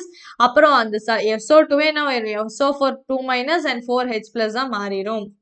அதுக்கான எகெயின் இன்னொரு ரியாக்ஷன்ஸ். தயவு செஞ்சு ரியாக்ஷன்ஸ்லாம் ஏன்டா சும்மா நீங்களே சொல்றீங்க நான் ஏன் படிக்கணும் அப்படின்னு நினைக்காதீங்க. ஏன்னா ரியாக்ஷன்ஸ் நம்மளுக்கு எக்ஸ்பிளைன் பண்றதுக்கு ஒன்றும் இல்லைங்கிறதால தான் நான் அப்படியே சொல்லிட்டு போறேன். ஆனால் நீங்க ரியாக்ஷன்ஸை படிக்கணும். Complete the following, complete the equation அப்படின்னு சொல்லி கேட்டாங்கன்னா கஷ்டமா போயிடும். அதுக்காக தான் படிங்க. இதுல இருந்து நோட்ஸ்ல இருந்து படிக்கிறது கஷ்டமா இருக்குன்னா நம்ம ஆல்ரெடி வந்து இருக்க எல்லா ரியாக்ஷன்ஸையும் வந்து அப்படியே கண்டினியூஸா எழுதி வந்து பிடிஎஃபா அப்லோட் பண்ணியிருக்கோம். அதை டவுன்லோட் பண்ணி படிங்க. அப்போ இன்னும் உங்களுக்கு ஈஸியா இருக்கும். ஓகேவா? இப்போ சல்ஃபர் டை ஆக்சைடோட ஸ்ட்ரக்சர் பாத்தீங்கன்னா அதுல என்ன இருக்கும்? சல்ஃபர் தான் நம்மளுக்கு அப்பெக்ஸ்ல இருக்கும். அப்புறம் O2. இதுல அந்த double bond and single bond ரெண்டு இன்டர்சேஞ்ச் பண்ணி ரெசனன்ஸ் ஸ்ட்ரக்சர்ஸ் வரும். It is angular and structure. Next வந்து ரொம்ப ரொம்ப முக்கியமானது, இல்ல வெறும் டயக்ராம் மட்டும் தான் நீங்க படிக்க போறீங்க. என்னன்னா ஆக்சோ ஆசிட்ஸ். ஓகேவா? சோ ஆக்சிஜன் கூட அது ஃபார்ம் பண்ற காம்பவுண்ட்ஸ் என்னென்ன 4 காம்பவுண்ட் நம்மளுக்கு இருக்கும். H2SO3, H2SO4, H2S2O8 and H2S2O7. இது 4க்கும் ஸ்ட்ரக்சர் மட்டும் தயவு செஞ்சு நல்லா வரைஞ்சு ப்ராக்டிஸ் பண்ணிருங்க. ஸ்ட்ரக்சர் வந்து கெமிக்கல் நேம் அண்ட் வந்து அதோட total name, sulphuric acid, sulphurous acid, அந்த மாதிரி நேமு, கெமிக்கல் நேமு, அப்புறம் கெமிக்கல் ஸ்ட்ரக்சர் அண்ட் டயக்ராமோட சேர்த்து ஞாபகம் வச்சுக்கணும். ஓகேவா? ஃபர்ஸ்ட் சல்ஃபியூரஸ் ஆசிட்னா H2SO3. அதோட ஸ்ட்ரக்சர் எப்படி இருக்குன்னா சல்ஃபர், மேல ஒரு lone pair of electrons, 2 OH and ஒரு double bond oxygen. Sulphuric acid H2SO4னா வந்து sulphur, 2 double bond oxygen, 2 OH. ஓகேவா? Next H2S2O8. இப்போ H2S2O8னா பெர்ஆக்சோ டை சல்ஃபியூரிக் ஆசிட். இப்போ இதை எப்படிக்கா நான் ஞாபகம் வச்சுக்கேன், இவ்வளோ பெருசா இருக்கு பேர்னா கவலைப்படாதீங்க. டை அப்படின்னா டைனா 2, அப்ப 2 சல்ஃபர் போட்டோமா? Okay, good. சல்ஃபியூரிக் ஆசிட் கிட்டத்தட்ட சல்ஃபியூரிக் ஆசிட் ஸ்ட்ரக்சர் மாதிரி தான். என்ன இருக்கும் சல்ஃபியூரிக் ஆசிடோட ஸ்ட்ரக்சர்? 2 டபுள் பாண்ட் ஆக்சிஜன், 2 இருக்கா? இங்க முடிஞ்சிச்சா? இங்க என்ன இருக்கும்? 2 OH, இதுக்கு ஒரு OH, இதுக்கு ஒரு OH போட்டீங்க. இன்னும் என்ன பண்ணணும்? ஆளுக்கு ஒரு OH போடணும். அதுல OH இங்க ஒரு OH வந்திருக்கணும், இங்க ஒரு OH வந்திருக்கணும். அந்த ஹெச்சுக்கு பதிலாக தான் இங்க என்ன இருக்கணும்? ஆக்சிஜன் நடுவுல பாண்ட் இருக்கும். அவ்வளவுதான். ஓகேவா? இது பெர்ஆக்சோ டை சல்ஃபியூரிக் ஆசிட். நெக்ஸ்ட் பைரோசல்ஃபியூரிக் ஆசிட்னா அதுவும் ரொம்ப ரொம்ப ஈஸி தான். 2 சல்ஃபர், 2 டபுள் பாண்ட் ஆக்சிஜன், ஒரு OH ஒன்னொன்னுக்கும், 2க்கும் காமனா ஒரு ஆக்சிஜன் போட்டீங்கன்னா அது H2S2O7. ஏன்னா 7 இருக்கு. H2S2O8னா இன்னொரு ஆக்சிஜன் 2 போடணும் இந்த இடத்துல. புரியுதா? மற்றபடி இது 2க்கும் பெருசா வித்தியாசம் இல்லை. O8னா இங்க 2 போடுங்க, O7னா 1 போடுங்க. ஓகேவா? இதுக்கு இன்னொரு பேரும் ஒலியம். ஓகேவா? Pyrosulphuric acid another name oleum. ஓகேவா? Fine. Moving on to the last page of the day. இதுல பாத்தீங்கன்னா உங்களுக்கு மோஸ்ட் ஆஃப் த போர்ஷன்ஸ் கிடையாது. ஏன் இல்லை அப்படின்னா உங்களுக்கு சல்ஃபியூரிக் ஆசிடோட ப்ரிப்பரேஷன் இஸ் ஆல்ரெடி வந்து ஒமிட்டட். ஸோ டைரக்டா நம்ம வந்து நெக்ஸ்ட் டாபிக் போயிடலாம், அதோட ப்ராப்பர்ட்டிஸ். ஸோ இதான் நம்மளுக்கு 7th and last page of group 16 elements. So வந்து இன்னும் கொஞ்ச நேரத்துல வந்து நம்ம வீடியோ கம்ப்ளீட் பண்ணிடும். ஸோ அதனால வந்து ஃபுல்லா பாருங்க. சல்ஃபியூரிக் ஆசிட் ஃபர்ஸ்ட் நீங்க வந்து சல்ஃபியூரிக் ஆசிட்னா என்னன்னா வந்து அதை ஃபர்ஸ்ட் எழுதிடலாம். இந்த சல்ஃபியூரிக் ஆசிட்னா H2SO4 தெரிஞ்சிருக்கும் உங்களுக்கு. கலர்லெஸ்ஸா இருக்கும், டென்ஸா இருக்கும், ஆயிலி ஒரு லிக்விட், கிராவிட்டி அந்த வேல்யூலாம் கொடுத்துருக்காங்க. Gravity, freezing point, boiling point அதெல்லாமே. அப்புறம் பார்த்தீங்கன்னா முக்கியமானது சல்ஃபியூரிக் ஆசிட் தண்ணியில் நல்லாவே டிசால்வ் ஆகும், ஹீட் கூட ரெடியூஸ் பண்ணும். So it is exothermic reactions. அது வந்து நல்லா சல்ஃபியூரிக் ஆசிட் பொறுத்த வரைக்கும் ஹைலி வந்து ரியாக்டிவ். ஏன் வந்து ஹைலி ரியாக்டிவ்னா ஸ்ட்ராங்கான ஒரு acid sulphuric acid. High affinity to water. நான் இப்பதான் சொன்னேன் நல்லாவே தண்ணியில வந்து டிசால்வ் ஆகும். அது ஒரு oxidising agent. And low volatile. வாலடைல்னா ஈஸியா எவாப்ரேட் ஆகிற டெண்டன்சி தான் வாலடைல் நேச்சர்னு சொல்லுவோம். சல்ஃபியூரிக் ஆசிட் அந்த அளவுக்கு வந்து வாலடைல் கிடையாது. ஐ மீன் ரொம்ப ஈஸியாலாம் எவாப்ரேட் ஆகாது. ஓகேவா? ஸோ இந்த 4 காரணத்தினால சல்ஃபியூரிக் ஆசிடோட கெமிக்கல் ரியாக்ஷன்ஸ் வந்து ஏன் இதனால நடக்குதுன்னா அந்த 4 காரணம் தான். ஓகேவா? ஸோ இப்போ இந்த தண்ணி கூட நல்லா ரியாக்ட் ஆகுதுன்னு சொன்னாலும் அதுக்கான எக்ஸாம்பிள் தான் இங்கே கொடுத்துருப்பாங்க பாருங்களேன். சல்ஃபியூரிக் ஆசிட் தண்ணியில் நீங்கள் போட்டோன்னே என்ன ஆகும்னா இந்த இடத்துல நம்ம எழுதிக்கலாம். சல்ஃபியூரிக் ஆசிட் என்ன ஆகும் இந்த இடத்துலனா இதுல இருந்து ஒரு ஹெச் மிச்சம் ஒரு HSO4 மைனஸ் வரும். H plus and HSO4 minus. H2 இருக்குல்ல அது HHன்னு. ஓகேவா? இந்த H plus வந்து தண்ணி கூட போயிட்டு H3O plus ஆகும். இந்த HSO4 minus அப்படியே இருக்கும். இந்த வேல்யூ ஐ மீன் இந்த ரியாக்ஷனுக்கு KA1 ரெண்டு ரியாக்ஷன் இருக்கும். அதனால KA1 KA2ன்னு எழுதுறோம். KA அப்படின்னா அசிடிக் கேரக்டர் டிட்டர்மைன் பண்றது. ஓகேவா? ஸோ இந்த ஃபர்ஸ்ட் ரியாக்ஷனுக்கு பார்த்தீங்கன்னா KAவோட வேல்யூ ரொம்ப அதிகம். ரொம்ப அதிகம்னா ரொம்ப அசிடிக்னு அர்த்தம். ஸோ இந்த இடத்துல நம்ம என்ன ரியாக்டன்ட் எடுத்திருந்தோம்? H2SO4. அப்போ சல்ஃபியூரிக் ஆசிட் ஹைலி அசிடிக்னு அர்த்தம். ரெண்டாவது ரியாக்ஷன் என்ன பண்றோம்னா இப்போ இங்க வந்துச்சுல HSO4 மைனஸ் அதை நம்ம தண்ணியில போட்டோம்னா என்ன ஆகும்? இது மறுபடியும் H plus SO4 மைனஸா பிரியும். இந்த H plus H2O கூட போயிட்டு H3O plus and SO4 2 மைனஸ்னு வரும் நம்மளுக்கு. கரெக்டா? ஸோ இந்த இடத்துல பார்த்தீங்க அப்படின்னா அந்த அளவுக்கு வந்து இதோட KA வேல்யூ இருக்காது when compared to first reaction. நம்மளுக்கு KA வேல்யூ அதிகம் தான். ஆனால் ஃபர்ஸ்ட் ரியாக்ஷன் ஐ மீன் கம்பேர் பண்ணும்போது செகண்ட் ரியாக்ஷனுக்கு வேல்யூ வந்து கொஞ்சம் கம்மி தான். ஸோ இது நம்மளுக்கு வந்து எதை இண்டிகேட் பண்ணுது அப்படின்னா இங்கே வந்து 2 மைனஸ். ஓகேவா? ஸோ இது நம்மளுக்கு எதை இண்டிகேட் பண்ணுது அப்படின்னா first reactionோட reactant nothing but H2SO4 is highly acidic. ஏன்னா Ka அப்படிங்கிறது acidic character determine பண்ற ஒரு constant. இந்த வேல்யூ அதிகமா இருந்துச்சுன்னா acidic character naturally increase ஆயிரும். புரிஞ்சிச்சா?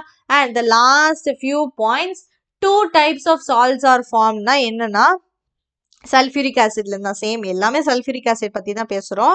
நார்மல் சல்ஃபைட்ஸ், ஆசிட் சல்ஃபைட்ஸ்னு. நார்மல் சல்ஃபேட்ஸ்னா சோடியம் ஒரு காப்பர் சல்ஃபேட்ஸ் இது எல்லாமே நார்மல் சல்ஃபேட்ஸ்னு வருது. ஆசிட் சல்ஃபேட்ஸ்னா NaHSO3 அந்த மாதிரி இருக்குல்ல ஆசிட் சல்ஃபேட் சல்ஃபியூரிக் ஆசிட்ஸ்ல இருந்து வருது. ஓகேவா? அப்புறம் இந்த சல்ஃபியூரிக் ஆசிடோட யூஸ் என்னன்னா இதோட சல்ஃபியூரிக் ஆசிடோட வந்து அதிக வாலட்டைலா இருக்க ஆசிட்ஸை ப்ரொடியூஸ் பண்றதுக்கு ஹெல்ப்ஃபுல்லா இருக்கும். என்ன பண்றீங்கன்னா சல்ஃபியூரிக் ஆசிடை எடுத்துக்கிறோம். இது கூட இந்த சல்ஃபியூரிக் ஆசிட் கூட நம்ம என்ன பண்றோம்னா MX எம்னா மெட்டல் உங்களுக்கு தெரியும். எக்ஸ்னா நம்மளுக்கு என்னது? ஹேலைடு. ஓகேவா? மெட்டல் ஹேலைடும் சல்ஃபியூரிக் ஆசிடும் ரியாக்ட் பண்ணும்போது ஹைட்ரஜன் ஹேலைடும் வந்து நம்மளுக்கு மெட்டல் M2SO4 புரியுதா? ஸோ இந்த இடத்துல என்ன வரும்? எம்முக்கு பதிலாக அந்த மெட்டல் வந்துடும். ஸோ சல்ஃபியூரிக் ஆசிடோட அதிக வாலட்டைலா இருக்க ஆசிட் நம்மளுக்கு கிடைச்சிரும். புரிஞ்சிச்சா? அப்புறம் ஸ்ட்ராங் டீஹைட்ரேட்டிங் ஏஜென்ட் C12H22O11 இந்த presence of நம்மளுக்கு சல்ஃபியூரிக் ஆசிட் அது என்ன ஆகும்னா 12 கார்பன்ஸ் அது 12 தானே இருக்கு கார்பன்ஸ் பாருங்க. ஸோ நம்மளுக்கு 12 கார்பன்ஸ் இருக்கா? 12 கார்பன்ஸ் அண்ட் தென் நம்மளுக்கு என்ன ப்ராடக்ட்ஸ் வரும்னா 11 மாலிகூல்ஸ் ஆஃப் H2O. இப்போ இந்த C12H22O11 என்ன எங்கேயோ படிச்ச மாதிரி இருக்கே அப்படின்னா it is nothing but sucrose. சுக்ரோஸோட ஹைட்ராலிசிஸ் இதெல்லாம் நம்ம படிச்சிருப்போம்ல. ஸோ சுக்ரோஸ் தான் அது. ஓகேவா? நெக்ஸ்ட் ஹாட்டா இருக்க சல்ஃபியூரிக் ஆசிட் பார்த்தீங்கன்னா ஸ்ட்ராங் ஆக்சிடைசிங் ஏஜென்ட்டாகவும் வந்து ஆக்ட் ஆகும். ஸோ சாரி போன ரியாக்ஷனில் ஐ ஹோப் நான் வந்து ரெடியூசிங் ஏஜென்ட்னு சொல்லிட்டேன்னு நினைக்கிறேன். அது ஸ்ட்ராங் டீஹைட்ரேட்டிங் ஏஜென்ட். சாரி நான் அதை வந்து ஒன் செகண்ட் உங்களுக்கு எக்ஸ்பிளைன் பண்ணிடுறேன். Sulphuric acid is a strong dehydrating agent. Reducing ஏஜென்ட்னு சொல்லியிருந்தேன்னா எக்ஸ்ட்ரீம்லி சாரி. டீஹைட்ரேட்டிங் ஏஜென்ட் தான் என்ன அர்த்தம்னா தண்ணிய வெளியில எடுக்கிறது. இப்போ சுக்ரோஸ்ல வாட்டர் மாலிக்யூல் இருக்குல்ல இந்த H2SO4 என்ன பண்ணிருச்சு? அதுல இருந்து கார்பன் தனியா தண்ணி தனியா டீஹைட்ரேட் பண்ணிருச்சு. புரியுதா? It is a strong dehydrating agent and not a reducing agent. ஏன்னா sulphuric acid is a strong oxidizing agent. ஓகேவா? அதுக்கான 3 எக்ஸாம்பிள்ஸ் தான் கொடுத்துருக்காங்க. சல்ஃபியூரிக் ஆசிட் எடுத்துக்கிறீங்க.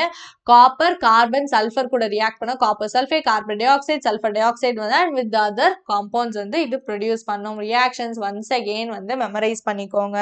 இதோட நம்ம குரூப் 16 எலிமெண்ட்ஸ் கம்ப்ளீட் பண்ணிட்டோம். வீடியோ பிடிச்சிருந்தா லைக் பண்ணுங்க, உங்க ஃப்ரெண்ட்ஸுக்கு ஷேர் பண்ணுங்க. குரூப் 15 எலிமெண்ட்ஸுக்கான லிங்க் டிஸ்கிரிப்ஷன் பாக்ஸ்ல இருக்கு. இன்னொரு ஃபியூ டேஸ்ல உங்களுக்கு குரூப் 17 அண்ட் எகெயின் குரூப் 18 வந்துடும். இது குரூப் 17 அண்ட் குரூப் 18 பார்த்தீங்கன்னா ரொம்ப சின்ன சின்ன வீடியோஸாக தான் இருக்கும். ஏன்னா அந்த டாப்பிக்கே ரொம்ப ரொம்ப சின்னது தான்.